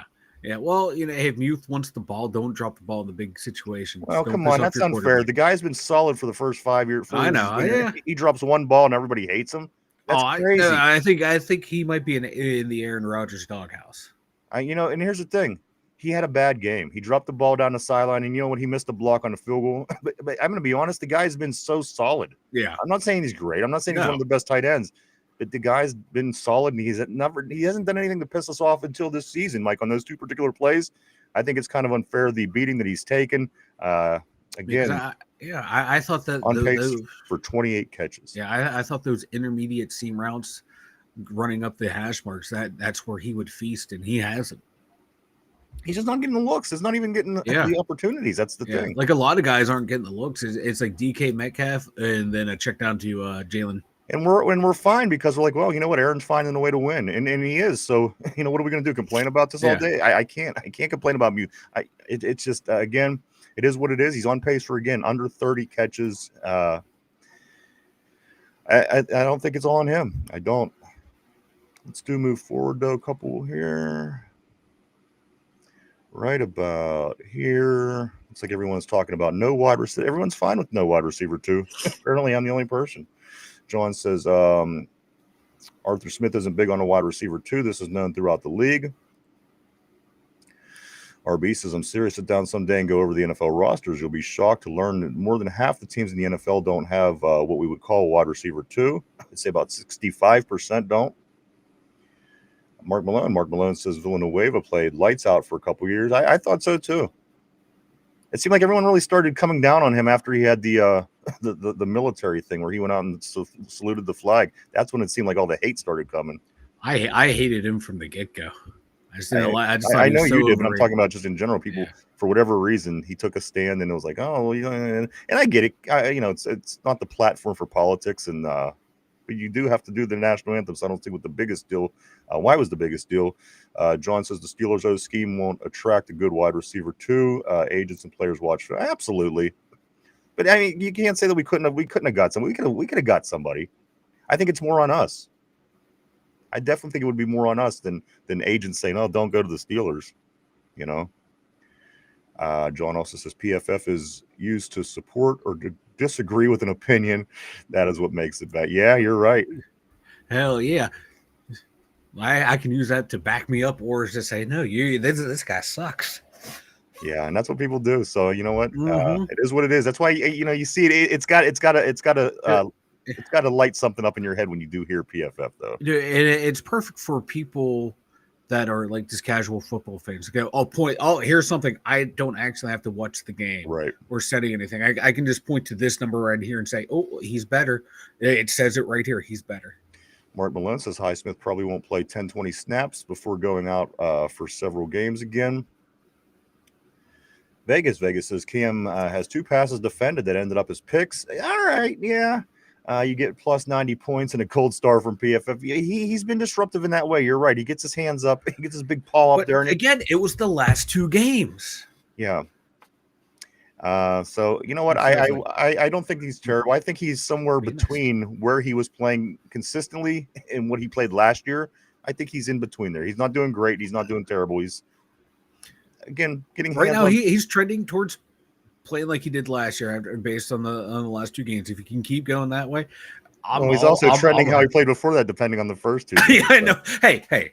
Like PFF. But you know what I mean? The guy is freaking huge. He's such a big human being. You got to get up. You got to get your paw up there. And that's what he's doing. So I'm satisfied. And I think with the addition of Harmon, his play, I have a feeling Hayward's play is just only going to get better the more Harmon's out there. And same thing with Benton. The more Harmon's out there, he's going to make Hayward and Benton better. Mark Malone says Highsmith and our tall cornerbacks at the bench most of the time. You know what? Yeah. Corey Trace is available. Vegas is one of the first things you hear in your first practice in pads, which is pads his. Hold on. DK. Hold on. Okay, I was reading 2 different things here. Vegas is one of the things that you hear in your first practice in Pop Warner is low man wins. Yep. That's right. You got to be low. And here we go. I'm not going to mash them together this time. John says DK made over 80 yards after catch yards last game, which pads his and Rodgers' numbers. Absolutely. And then RB says, when do we admit Muth isn't what people thought he was going to be? I blame the team. They kept Gentry around too long, and Gentry turned him into a fuck off. He doesn't take shit seriously at all. My thing is with this, though, go back and grab Muth's first 4 years of numbers. They're literally tops of all time on Steelers tight ends in the first 4 years of their career. It's not. Yeah, he's not Travis Kelce. Yeah, he's not Rob Gronkowski. But again, it's par for what the Steelers generally have at tight end. And again, I'm not blown away with Jonnu Smith. The guy gets looks, but he's no more than the white end that gets the ball, catches the ball, and then takes a hit and then falls. He's not doing much more than that. So again, I'm just kind of confused again with all these tight ends, and that goes back to the offseason. Still kind of trying to figure it out. But again, if they play like they did last week and they use them for blocking and it's able to do different things, I'm all for that. Still other things I'm just trying to figure out a little bit. John says, I'm tired of regular season wins for bragging rights. Yeah, me too, man. Let's go back a little bit right here. John says Warren's pass yards or yak too. Absolutely, man. He's a little beast on the yak. Corey says PFF, pretty foolish fairies. We'll go with that. And then John also says, I'm not complaining. I'm pointing out that the O attack isn't sustainable through tough defenses with coordinators who can adjust. I always think tier 1 and playoffs, not regular season performance. And that's what you got to do too, because that's the goal. And here's the thing. If you play better to where you're going to play better against the higher competition, you should play better against teams that aren't as good. So it's good. It's good practice. And then Vegas says, I was about to call an ambulance for you. I thought you were having a stroke. Let him stroke out on air, Vegas. What was I having a stroke on? You're trying to read the comment. Oh, yeah. Oh, well, yeah. I mashed 2 comments together. That usually doesn't go well. So I just let him stroke out on air. Well, whatever we can clip to make the show go viral, we're for. Absolutely. Ryan and I have signed a pact. If one of us dies on air, we got to monetize it. Oh, you got to capitalize on it. Just know that if one of us die on the air, the show is going to go on live. with the dying body sitting there. Mike, the Peyton Wilson, they're talking about the big chase down last week. Nobody's surprised. Nobody's surprised at practice because they said this is the way the guy practices. You're going to get this from the game. Mike, this is what I talk about when I say guys play like they practice. He's a perfect example of he puts 110% into every practice. A lot of guys, they don't even like to go to practice, professional athletes. So it doesn't surprise me or anybody when he was able to make that. Most guys give up on that play. When you see Jordan, you see a wide receiver 10 yards out ahead of you, 99% of the time, you're not going to catch that guy. No. Peyton Wilson comes from, 5-10 yards behind and was able to make the tackle. Still talking on the Steeler defense a little bit, Mike. That was certainly something that I observed as I was going through notes this week. And finally, on our defense, Deshaun Elliott fined for $5,797 for a unapproved towel that he wore during the game last week. White towels are issued by the league. He wore a black towel that was not approved. Deshaun Elliott facing a $6,000 fine, Mike. Oh, I don't know where Mike went, but yes, Deshaun Elliott. Just in case your mic is off, I do want to let you know your video is off as well while you're handling that. But yes, Deshaun Elliott, guys, $6,000 fine for a uniform by the NFL. The NFL, $6,000. Go ahead, Mike. Deshaun, if you really want to show the NFL, you send that $6K to Vanilla Thunder so his fucking camera cord can fucking work for a goddamn episode. Yeah, that's what I'm saying, man. I'm not even fucking touching the goddamn thing, and it's not fucking working. Vegas is Weekend at Bernie's Two Dumb Yinzers edition. I fucking love that movie, by the way. Well, I mean, the guy's been dead for 3 movies. It got to a certain point where I thought this is not entertaining anymore. There was only one Weekend at Bernie's. The other 2 did not happen. No, that's why they were terrible. How long did this guy have before he started rotting? You know what I mean? Hey, they had some damn good embalming fluid, brother. John says, I have a 28-year Army brainwashed mind. I focus on the Steelers' part that needs to improve to take it to the next level, not the things that should be going well for the money being paid. And then Vegas says, even VT's Cam thinks that fine is BS. Yeah, you know what? I mean, it is what it is, though. The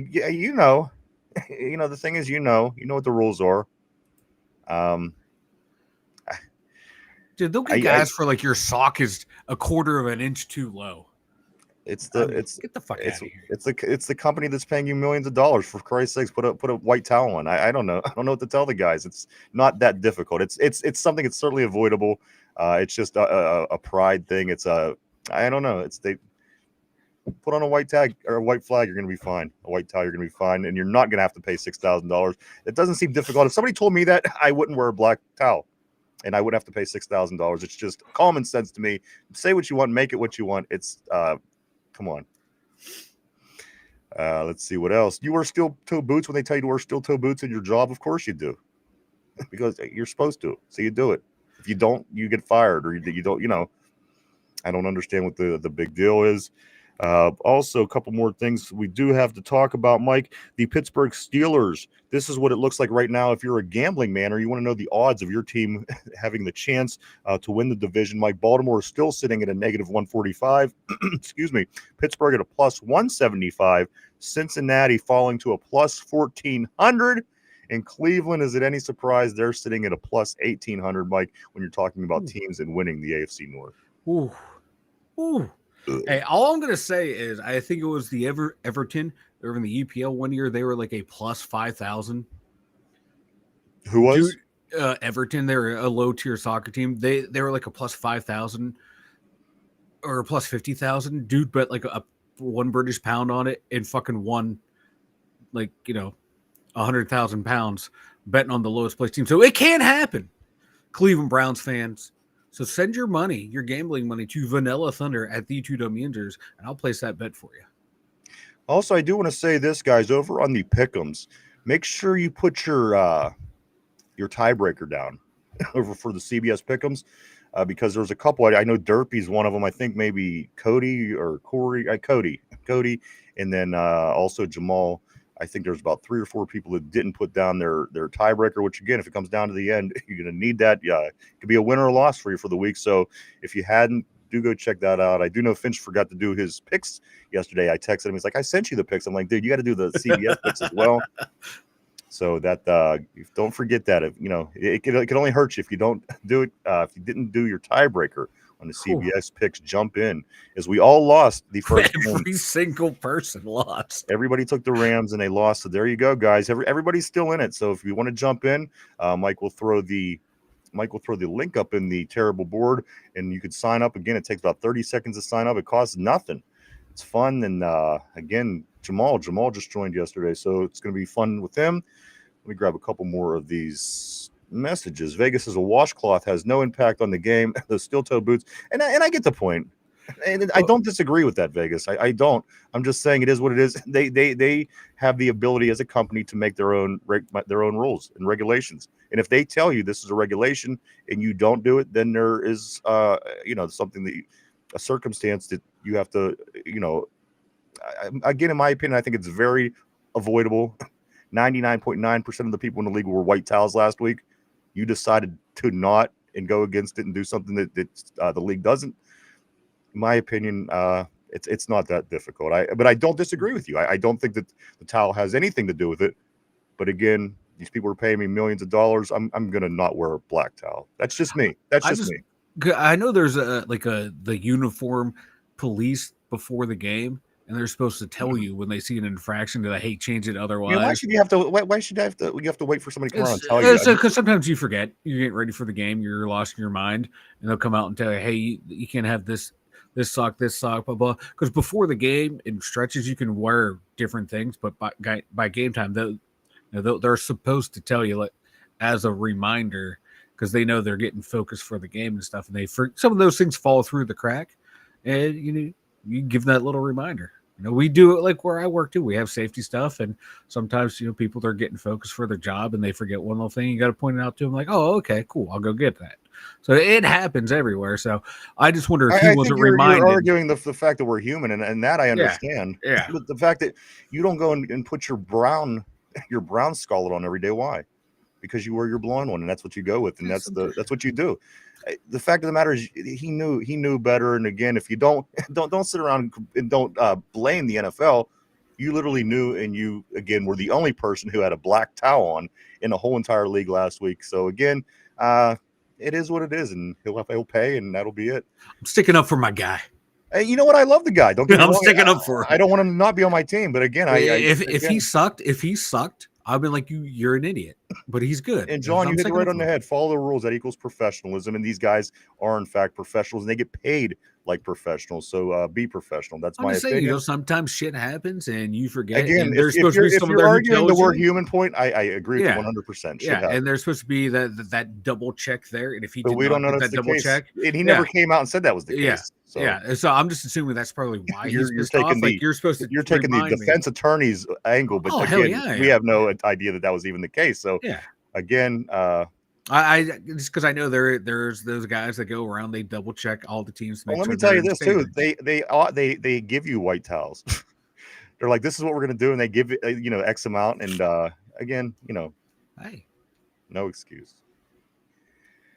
Let's grab a couple more.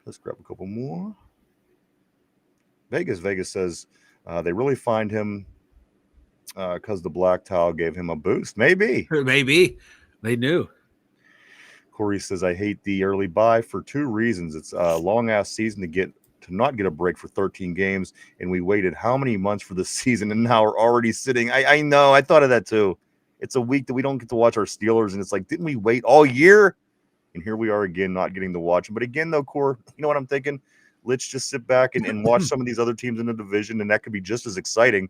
Again, Baltimore losing could be really, really big, guys. So it should be a fun game, especially with a lot of those Ravens being hurt. We'll take it.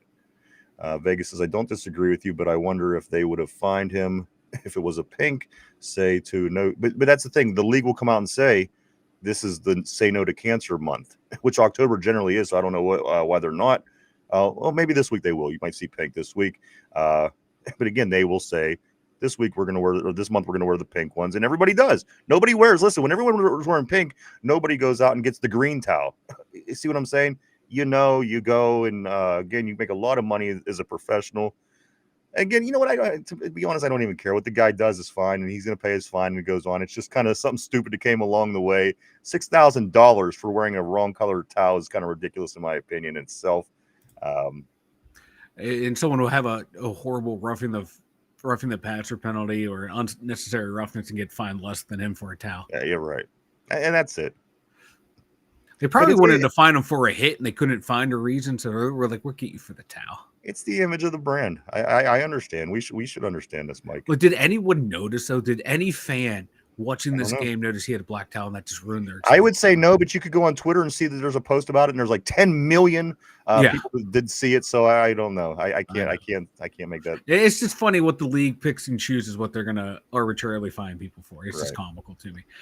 Like, you know how you don't like the things about Derpy and his screen? It's the same thing. Although there's a lot I don't like about there. If I could find Derpy for the brand, I think that you would certainly make some changes if it came down. If I can find Derpy for anything and everything, I would. We should find Derpy $5,000. Shit, man, we ain't never getting that money back. Let's see what else we got here. Steelers, Tortilla says Steelers are going to sell a lot of black towels now, right? Marketing ploy. You know what, though? They ain't going to be wearing them, so they might as well sell them. Corey says, best upside to the buy is recovery week and no heart attack. You're right. Getting healthy is big this time of year. You know what? It's as you said, it is early, but you take advantage, get healthy. We certainly got guys that need to get healthy. Somber, typical, no fun. Hey, you're right. I'm taking the approach that I'm taking, but at the end of the day, as I said, I don't really care. Corporate shill, Ryan. He's a corporate shill. He's a corporate shill. Can you imagine that? I know, right, Mr. Anti-Corporation. Vegas says there should only be a fine if us fans complain about it, and that's what I'm saying. Again, who knows? Maybe somebody did. I don't know. Goddamn Minnesota Vikings complained about it because they lost. Sean says 6,000 is equivalent to a McDonald's Happy Meal cost to us.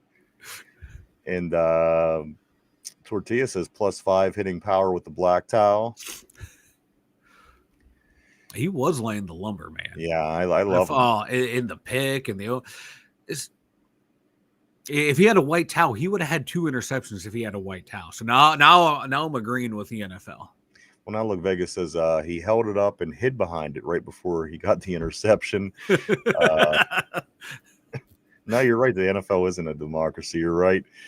A few things, Mike. This one here is kind of interesting to me. This kind of goes into the Western Pennsylvania. If you're into our sports here in Western PA, Mike, Western Pennsylvania quarterbacks among nominees for National High School Football Hall of Fame. The National Football High School Hall of Fame. These are some of the names, Mike, the 52 finalists that are to this point. I don't know if they're finalists, but at this point, there's gonna so these are people that are from our area, and then there's also people that played for the Steelers. Okay. For example, Jerome Bettis is on here, but of course he's not from here. Yeah, not from here. Okay. So Jerome Bettis, Mike, this is 52 of these nominees. We only have a handful here, but these people are nominees for the class of 2026 High School Football Hall of Fame. Jerome Bettis, Ben Roethlisberger, Terry Bradshaw from the Steelers, former WPIAL and NFL stars Joe Namath from across the river in Beaver Falls.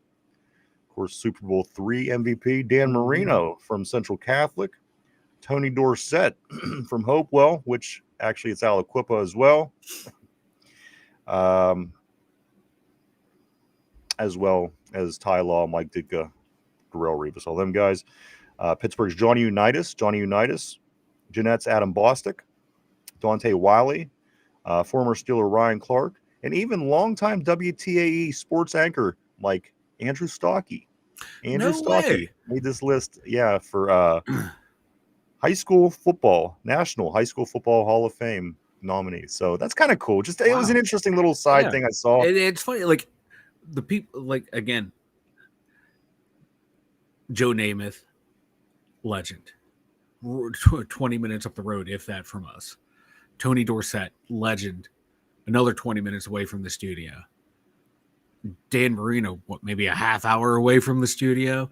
Like, these are legends of the NFL that come from this small little area. This is awesome. Mike, I could take you to where Joe Namath grew up in 7 minutes from right here. Yeah, it's nuts. 7 minutes from here. Yeah, it really is crazy, man. What else do we got? I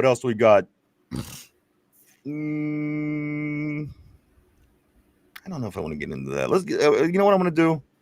Let's go through these games real quick for the weekend because the Steelers aren't playing, Mike. So I do want to blow through the games through the weekend, talk a little bit about them, and then we will start getting ready as we were rounding third. Let me pull up the schedule for this weekend. We'll get into these games, Mike. Of course, there was a game last night that kicked it off. It was the San Francisco 49ers 26, the LA Rams 23 in overtime. This is what the rest of the weekend looks like if you were going to watch NFL football. As soon as it comes up, here we go. Mike, Sunday morning, the Vikings. The Vikings are playing the Cleveland Browns in London, back-to-back weeks in Europe. Yes, Vegas. Joe Montana, he's from Ringgold, just a little out east from Pittsburgh.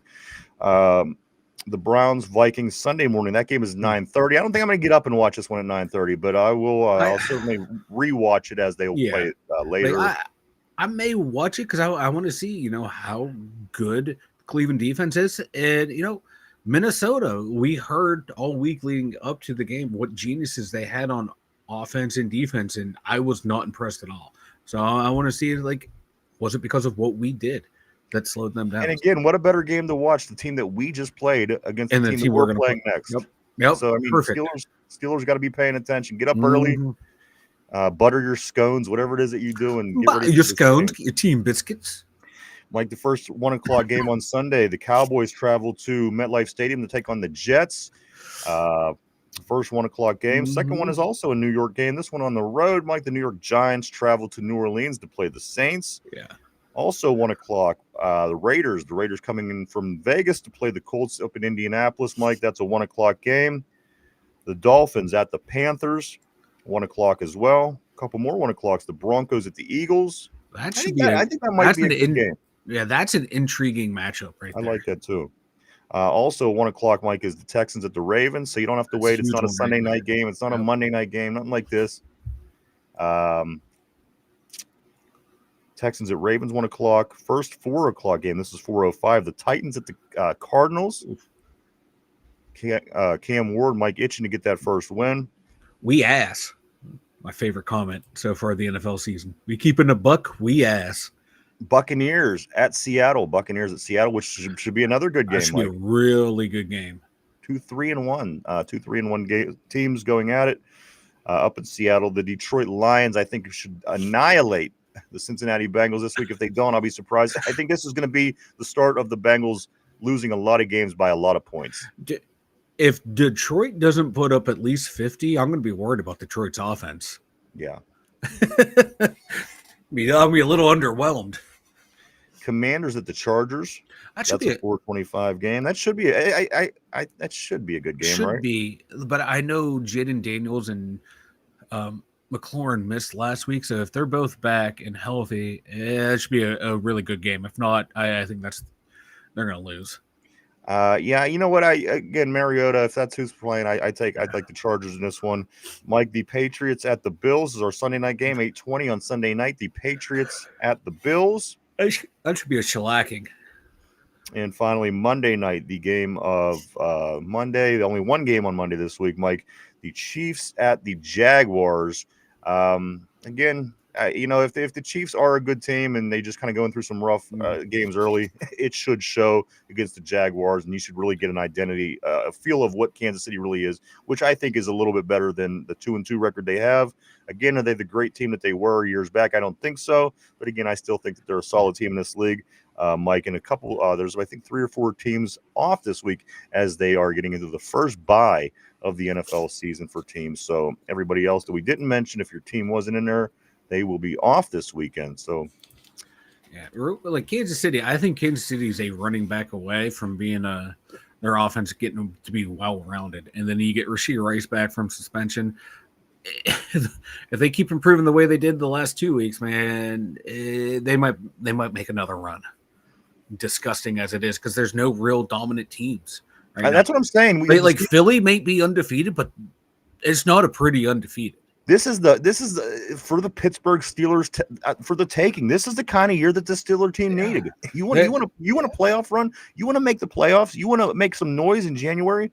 This is the kind of season to do it, guys. There's the teams in the AFC are kind of down and out.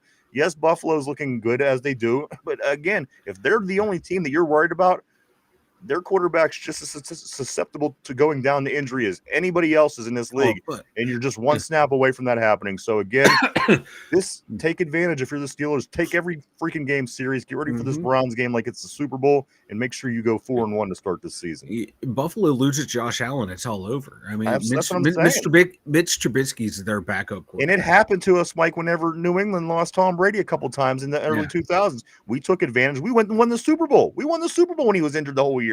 Yeah. So again, you gotta love seasons like this. It's a toss up this year in the NFL. Yeah. Like it really is. You can see the teams that are going to be in the playoffs, but you can make an argument for every team to have a disappointing loss in the playoffs because no one's been playing lights out. Buffalo, they're playing a bunch of nobodies.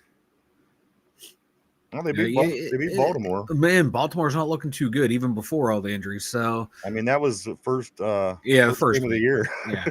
I realized as soon as I said it, their schedule, but recently they really haven't played anyone. And I think they beat Kansas City before Kansas City got other people too. Vegas says the NFL was on some BS with their passer rating cap of 158.3. I always agree. I agree with you. I always thought that as well. Yes, Joe is from Ringgold. Then he went to Notre Dame. John says we need an over-under for the number of time Ryan says Mike in one podcast. I'm starting the bidding at 100. We gotta track Mike and listen.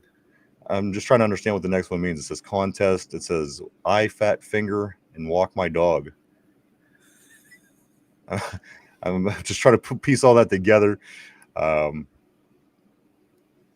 see. Corey says I don't wish injury on anybody, but keep talking about Cleveland's defense, and we don't know what's going to happen to them on Sunday morning. Myles Garrett could go down, and that's their pass rush. John says all the teams in the NFL are playing like ass so far. I agree. Nobody's looking fantastic. I think Philadelphia looks solid. And I think Buffalo looks pretty solid. Again, you always get those two teams right around the first 5-6 games of the year where you're saying, okay, if it was this could be the Super Bowl. But again, a lot of things got to happen between now and then.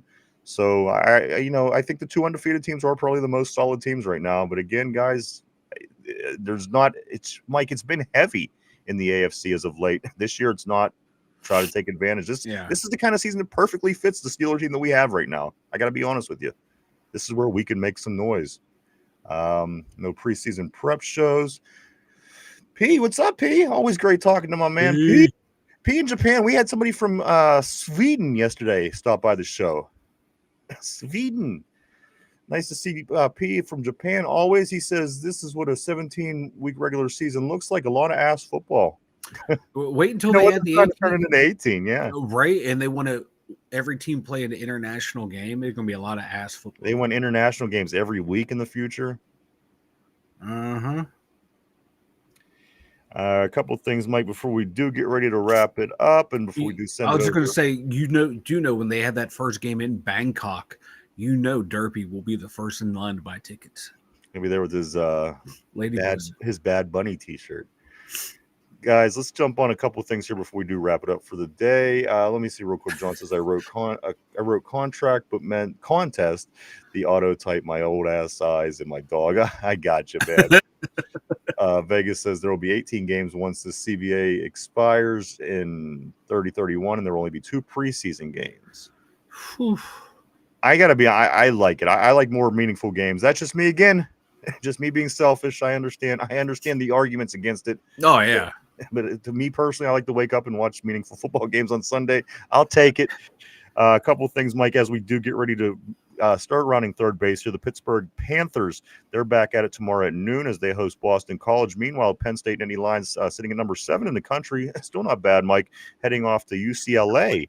That's a 3:30 game tomorrow.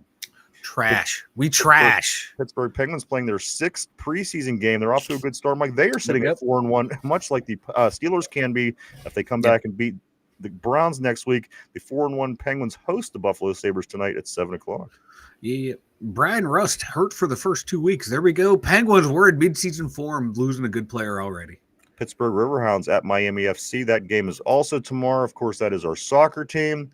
And Mike, before I do send it over to you, one more thing I did. This was an interesting thing that I caught during the week that I didn't think to talk about.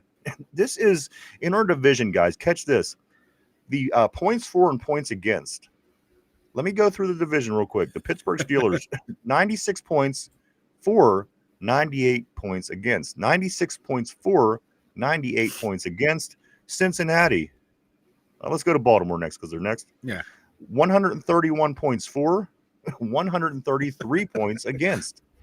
131 for, 133 against. Still just a couple of points, albeit it's more, but they've given up a lot more than we have, showing that, again, their competition was better. I'm not going to say anything. I'll just continue. Cincinnati, Mike, 61 points for, 119 points against. 61 for, 119 against. And finally, the Cleveland Browns, 56 points for, 102 points against. Mike, nobody in this division has more points for than they have against. And we are the only team in the NFL with a negative point differential that has a winning record. And what was the other one you guys say? If Kansas City's the one.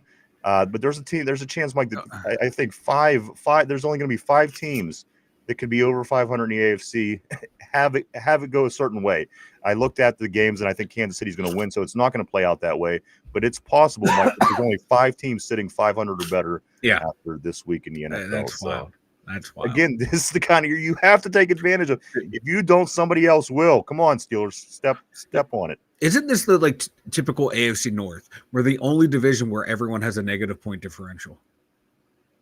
What's that? We're the only division in the NFL where everyone has a negative point differential. Are we really? Yeah, we are. Yeah, I looked at it now. In the NFC West, everyone has a plus point differential. It's comical. Yeah. John says Derpy wants a ladyboy girlfriend. A ladyboy girlfriend. I don't know what that is, but I think it's hilarious. Peace says, at this rate, we'll be living in bunkers by 2030. I like your optimistic outlook. Vegas says 18 games and 2 bye weeks, so the entire NFL should get weeks 7 and 14 off. And John says, Mike, that stat has been that way with the Steelers for years now. It feels like it. Mike, why don't you go ahead and tell everybody about the website? The twodumbyinjers.com. Check it out, everyone. We got the blog over there. We got the merch store. All of our social media links over there. Apparently the Discord link doesn't work, so I got to fix that. But everything else works over there. But the one thing that Mark Malone was looking for might be a conspiracy against you, brother. You might have to huff a little bit more paint to get in. But yeah, check it out at the twodumbyinjers.com. Go check it out, everybody. A lot of cool things over there. www.the2dumbyinzers.com. That's www.the2dumbyinzers.com. My couple of things I do want to talk about just briefly before we wrap it up. Bethel Park, right here in Pittsburgh. Bethel Park grad Mason Miller, pitcher for San Diego Padres. He threw a baseball in the playoffs the other night, 104.5 miles per hour. Broke the record. Fastest ball since they started the StatCast era. Mike, Mason Miller from Bethel Park in the game San Diego played the other night, 104.5 miles per hour. That's insane. That is fucking insane. Can you even? I can't even imagine what that would look like going past. I just want to know what the movement looks on that fucker too. Jesus Christ. Wow.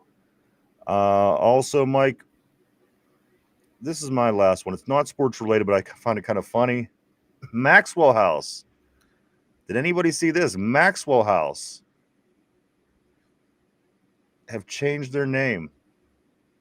This is not a joke. This is 100% real. Maxwell House is changing their name for the next 365 days because more people are renting than owning their home now currently that they're changing the name to Maxwell Apartment. I swear to you, this is not a joke. It's not a corny dad joke. This is 100% real. It was in our newspapers today. Maxwell House is changing their name to Maxwell Apartment because of the way the economy is and the way that more people rent than own homes. Maxwell Apartment. It's only a 1-year deal. They're going to switch it back. But for the next year, if you go to buy your coffee, if you're a Maxwell House guy, you're going to be buying Maxwell Apartment. That is, yes, Vegas. That is dumb as fuck. Is that the dumbest thing you've ever heard in your life?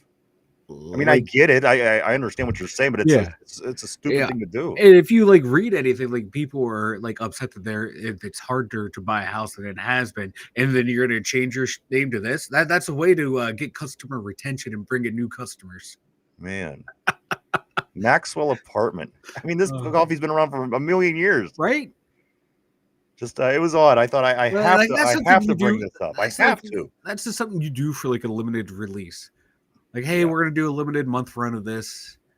We do something a little silly here. You don't do it for a year. They committed to a year, yeah. And again, we're talking about brand earlier. And what a dumb. I don't know. Again, I agree with Vegas on that last messenger. I do want to say good morning or good afternoon now to Kenneth. Always great seeing Kenneth on the terrible board. My man, I'm glad we did get to talk to you before the weekend started. Of course, this is bye week, guys. A lot of people getting ready to watch the Ravens and the Texans as the Ravens are getting killed with injuries. So we just might be able to take a little bit more advantage, guys. Again, this might be the year to do that. So let's go Texans. Let's grab these right here. I'm going to go here, Mike, and then I'm going to go right there, right here. Corey says, look at the upside here, guys. We're winning the winnable games. We're winning the games we should be winning right now. So far, you're right, guys. We're on a good track. Say what you want. Do we look like Super Bowl contenders? Probably not. Do we look like a team? But again, we're 3-1. Got the week off. Things are happening. Everybody else in the division's quarterbacks are going down like flies. We're in pretty good shape, and again, the one team that looks dominant in the AFC, it just takes one play to lose your quarterback. It happens all the time. So treat this like it was, again, that year, Mike, when Tom Brady was down and the Steelers went on to win the Super Bowl. We probably wouldn't have won if Tom Brady was healthy. Let's face it, the guy beat us all the time. We might not have had that Super Bowl, so take advantage. Get in there, and come on, guys. We could do this. We could do this. Vegas says inflation has hit radar guns too. Corey blames Tylenol. Vegas says homeless Maxwell will be their final name change. I like that. Come on, we got to do the homeless now. You can't just talk about the renters and the apartments, Mike. It has to have homeless Maxwell, homeless, whatever the hell it would be. We have to. It'll only be fair. Kind of says, I'm glad I drink Folgers. So do I. I've always been a Folger. There's something about the Maxwell House taste. It's kind of metallic-y, or I don't know, something. Yeah, there's something off with it. Yeah, it's off. I like Folgers a lot better, actually. P says, whew, I thought Maxwell ended up on the Epstein files. He just got a divorce and laid off. That was a good one. John says they should change it to maxi pads because their pussy hurts. It's Friday, guys, right? We'll take it. The fuck is going on the board? Vegas says, sorry, but I have to say this. What's the frequency, Kenneth? Guys, this is, you know what? It's been a while since we had a bye week Friday, Mike. I forgot that people get crazy at the end of this week. John also does say that the Steelers did move up from 1.6 to 1.8% chance to win the Super Bowl. Hey, you know what? That's moving in the right direction. It's moving in the right direction. The needle is moving. And then Richard says Maxwell House should have just given away a house. You get a chance with every container of that. Now, you know what? That's a way to really push your brand. Maxwell Apartment is kind of, I don't know. Give away a house. Believe me, people will drink your product. People will be, believe me, they will. But fuck yeah, I'd switch over in a heartbeat. I would too. And I just talked about how terrible it was. Exactly. So you're saying there's a chance, Vegas. That's right, baby. Let me see what else I got here. I think we got everything on that. Again, baseball playoffs are underway. Steelers in a bye week, getting ready for the Browns. A lot of good NFL this weekend. Going to be watching the division, guys. Going to be watching to see if the Ravens with all their injuries, can pull it off. We're hoping not against the Houston Texans. Mike, this will be a nice week to see some of this C.J. Stroud that you heard about early on before he really came into the league. I would love to see a big C.J. Stroud win over Baltimore. With Baltimore's D-line banged up and the Texans' shitty O-line, he might have a chance this week. Yeah, would that be great? It's so hard to think that Baltimore is going to be sitting at 1-4 after 5 games. I hope it happens, but I do not trust the Texans' offensive line. I've never seen a team dismantle their O-line after they've found their quarterback. I've never seen it. And for 2 straight off seasons, they've dismantled their offensive line. It's gotten worse every year. At least, we're trying to build an offensive line. And they're just like, oh, we got our guy. We're just going to tear it down. What the fuck are you doing? Let's get into this trivia question, guys, so we could wrap it up and get into the weekend. Wrap it up. I'm going to make some brownies this weekend. Enjoy some brownies for football because we have the brownies next week. What more appropriate way? Question of the day, guys. Mike, put on your thinking cap. Everybody on the board, everybody at home, here we go. You may or may not have seen this. This is public knowledge as of today. You'll understand what I'm talking about in just a moment. Here we go. 21 years ago today, Troy Polamalu had a pick 6 for his first interception of his career. Who threw the ball that was intercepted by Troy on this particular play? 21 years ago today, Troy Polamalu had a pick 6, which was his first interception of his career. Who was the quarterback that threw the ball? Take a minute to think that over, guys. We're live 5 days a week right here, Monday through Friday, 11:30 a.m. to 1:30 p.m. every day right here on the tube. On the tube. Let me go through a couple of these, Mike. While you're thinking, take your time. No rush. Vegas's Carr is still having flashbacks from his rookie year with the Texans. Right? Yeah. Dude was sacked 81 times his rookie year, some shit like that. Was it really? It was 78, 81 in that range, I think. It was Corey says I don't trust Cooper Rush with that banged up O-line as well. I know. I know. That's why I'm going to be very interested to watch this game. I'm going to make some brownies and watch the Ravens game, I think. Kenneth says, who are they targeting with the apartment thing? You know what? I don't know. I'm going to be honest with you. Most people I know rent. I'm not from the other side of town. I'll just put it out like that. But I get the wink, man. I see what you're saying. Also, Vegas is saying I hope it was Carson Palmer. Carson Palmer, also Corey, Mike, he says it was Carson Palmer. They made a big deal about it in the game because it was Carson's roommate at USC. Mm-hmm. Also, John saying Boomer Esiason. Mike, some good answers on the board. I got to be honest with you. Question of the day: 21 years ago today, Troy Polamalu had a pick 6 for his first interception of his career. Who threw the ball? Carson Palmer on the board. Boomer Esiason on the board. Mike, who threw that pass? Carson Palmer, because like they said, it was the college roommate thing. I knew he had a pick 6 against him. Didn't know it was his first one, but I'm trusting the board on this one. I'm going Carson Palmer because I remember it happening. That's a good enough reason for me. So locking you in on Carson Palmer. Lock it in. All right, I'm locking you in, my friend. There you go. You're locked in. Question of the day is this: 21 years ago today, to the date, October 3rd, Troy Polamalu had a pick 6, first interception of his career. Who threw that pass? You say Carson Palmer. The board says Carson Palmer and Boomer Esiason. Guys, the correct answer, Joe Flacco. Richard saying Joe Flacco. Not a bad guess. Guys, the correct answer to this question of who threw Troy Polamalu his first interception of his career, the answer, of course, was his roommate from USC, Carson Palmer. Damn. Yes, and that's exactly why I remember too. They made a big deal because these guys did a room at USC, and then now they're both young studs in the NFL.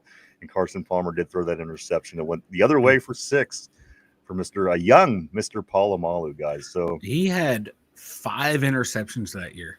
Really? Yeah, he really came on strong that year because his first year he did fuck all. I tell you what, that's not. I mean, Beanie Bishop almost had that last year, Mike. Yeah. Where's Beanie? He's on our practice squad. One was well on his way to a Hall of Fame career. The other was just like, hey, Aaron Rodgers threw me 2 gifts. Richard said Joe Flacco. Vegas said Andy Dalton would have. Yeah, Andy Dalton probably would have. The Red Rocket. The Red Rocket. I remember like when Andy Dalton was the darling of the NFL. He was going to lead the Bengals to the promised land. Yeah. You know, how many guys have came along and has been that guy? Carson Palmer was that guy. Andy Dalton was that guy. They've had so many guys that came in. Joe Burrow was almost that guy. Joe Burrow is that guy so far, Mike. He's not. But he's been hurt every other year. He's been hurt. That's been the case with a lot of these guys. So there you go, guys. A lot of sports going on this weekend. Again, bye week for us. Unfortunately, our Steelers aren't playing. But again, guys, take this time to get healthy. Let your hearts heal a little bit. Because again, next week, the heart attacks and stress will be back when we do get back at it against the Browns at home. So just enjoy some football this weekend as we do head into this bye. Corey says, I remember it too because he tricked Carson to get into the end zone. Yeah, I think you're right. I do remember that again, guys. 21 years ago today was when that happened. Mike, I do also want to say, I want to give a big shout out to our friends at Duquesne Pilsner, guys. If you're looking for a little bit of brew, a little bit to drink this weekend while you're watching the football games responsibly, of course, go get yourself a case or a 6-pack of Duquesne Pilsner. Really good beer, Mike, made right here in Pennsylvania, right here in Pittsburgh. I know that me and Mike drink it every weekend when we're watching football. Go out and try some Duquesne Pilsner. I think you'll be happy. It says right on the can, Mike, it says finest beer made in town, which is made right here. And then also you turn that can around, it says grab a Duke. So go grab yourself a Duke, guys. Enjoy some football this weekend. Thank you to the guys over at Duquesne Pilsner. As always, Mike, I did throw another one up there yesterday as well, another ad. So make sure you get over there and check that out as well, Mike, because they continue to help us out. So we'll continue to help them out as well. Heck yeah. Phillip Rivers was also that guy. Yeah, you ain't kidding. You know what? Phillip Rivers was good. He was really good. The fact of the matter, he never wanted to leave San Diego, I think, is what screwed him. I think if he went somewhere else, Phillip Rivers could have did more. San Diego was like the Miami Dolphins for Dan Marino. They just weren't going to go. They just weren't. The Chargers were never good. He was good. His numbers are amazing, actually. But the Chargers just stunk, as always, And they would find ways to lose. Yeah. That's like Remember, that. We beat them we beat them in the playoffs that the year we went to, I think it was the second Super Bowl for us. So, yeah. I don't know. I think Phillip Rivers would get too emotional and too emotionally invested in the game, and then he would start making mistakes. It's like Marino. That team was never good. Early on, that first couple of years was good, but after they got past that, like Miami stunk. They always found ways to lose. He was one of the better quarterbacks number-wise of all time. It's just, in my opinion, Phillip Rivers was kind of equivalent to what Dan Marino was in a sense. I chalk it all up into that category. But John, I agree with what you're saying there, bud. A couple of things I do also want to say. I do want to say thank you to everybody for coming and hanging out and checking us out today and all week. We appreciate it, and we do apologize the way that things had to go for a couple of days there because of our computer system. I do think that we're back on track, and hoping that we could kind of get back to our full schedule next week would be great.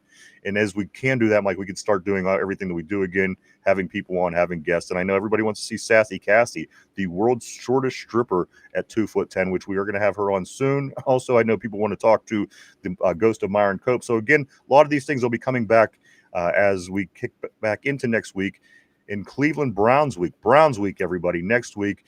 Also, if you haven't had a chance on social media, swing by any of our social media pages. We're all over social media: Facebook, X, formerly known as Twitter, Instagram, Threads, and even TikTok. Swing by, hit the follow button, and keep up with what the two dumb Yinzers are up to on a day-to-day basis. And finally, if you haven't had a chance yet, hit the like, sub, comment, or even share down below. Helps us out. We appreciate it greatly. Mike, anything before we start to wrap it up, dude? No, but this was a fun episode. I had a great time and a great week. I can't wait to get back here for Browns week. I can't wait. I'm just like dying with no Steeler football this week. I don't know what to do with myself. I can't wait to get back to a full week. This perforated week kind of messed with my head a little bit. So I'm excited to get back at it on Monday morning. I hope everybody joins us then at our regular time. Let me grab a couple more of these messages, Mike, because it's bye week and I don't want to leave anybody hanging. Let's see. San Diego would trade anything resembling a number one wide receiver as soon as that second contract came up. Let's see. Vegas said that was P. Vegas says Sean Alexander and Phillip Rivers have an entire NFL offense worth of kids. You know what? Sean Alexander, that surprised me. I didn't know that Sean Alexander had that going on. Phillip Rivers, Tyreek Hill, you hear? Marty. Sean Alexander was a surprise to me. I didn't know. Yeah, that. he kept that shit under wraps. And you know what? Well, he kept the announcements of kids under wraps. He didn't keep it under wraps. Right. And you know what? There's nothing wrong with that. If you could afford it, have the kids. They complain about these guys sometimes, and I think, you know what? They have the money. Do it. Yeah, why not? Got the money for it. Fuck it. You figure they did it back in the old days. They had 20 kids and they had no money. So yeah. Somber also says, I find it hilarious that they were throwing out the Phillip Rivers comparisons to Tyler Shock at the Combine after his 40. And you know what, Mike? A lot of people were they loved that. They loved him before the draft. What's he doing now? Is he playing? He's backing up Spencer Rattler. I was gonna say he's not even really playing that much. He inside pressure on Tyler Shock, and he can't throw the football. Where does a lot of pressure come in the NFL? Up the fucking middle. Yeah. It sucks. A lot of talk about him through the draft. No two ways about that. Kenneth said, did you hear Calvin Austin will be back? You know what? I don't know if he's going to be back for Cleveland. We know. Listen, what we do know, Kenneth, is he's close, and he's not as bad as we thought. Initially, they said him and Ramsey are going to miss a few games. It comes back that Calvin Austin's X-rays are negative, which means it's a possibility. So I haven't heard for sure, Ken, but I'm hoping right there with you that we do have Calvin Austin back by the time we play Cleveland. But that is a best case scenario, guys. Negative on the X-rays. Sometimes for whatever reason we kind of keep guys out an extra week or so. I hope that's not the case. I would love to see him get back in there, especially because, as I said, every game is really important, and this is the kind of year you got to take advantage. I think we could we can make some noise, guys. I think we really can. Mike, last time, man, anything before we go? Have a great weekend, everyone. Enjoy some football. Go get yourself a canister of Maxwell Apartment. Get up early on Sunday and watch some football. And we'll be back Monday to talk about that and so much, much, much, much more, and get ready for the Cleveland Browns, guys. I hope everyone has a great, safe weekend. Yes. Stay safe, stay out of trouble. And I do think that's it, Mike. Have a great one, guys. We hope to see everybody back Monday. Go Texans. And for Mike in the Steeler Central Mobile Studio, pick only winners. Vegas is saying on the board. Good luck to everybody on the CBS Pick'em, guys. If you haven't had a chance and you were one of the ones, make sure you get in and get your tiebreaker entered in as well, because you can't win without that. You can win, but if it comes down to it, you won't be able to win. Thank you, Somber. Thank you, Kenneth, guys. Everybody, really great. You guys were awesome this week. We love you all. Have a great weekend. Stay safe. Enjoy your football. We'll see everybody back at our regular time on Monday. For Mike in the Steeler Central Mobile Studio, myself, the two dumb Yinzers, have a great weekend. Great week 5 weekend. We'll see you on Monday. Bye-bye.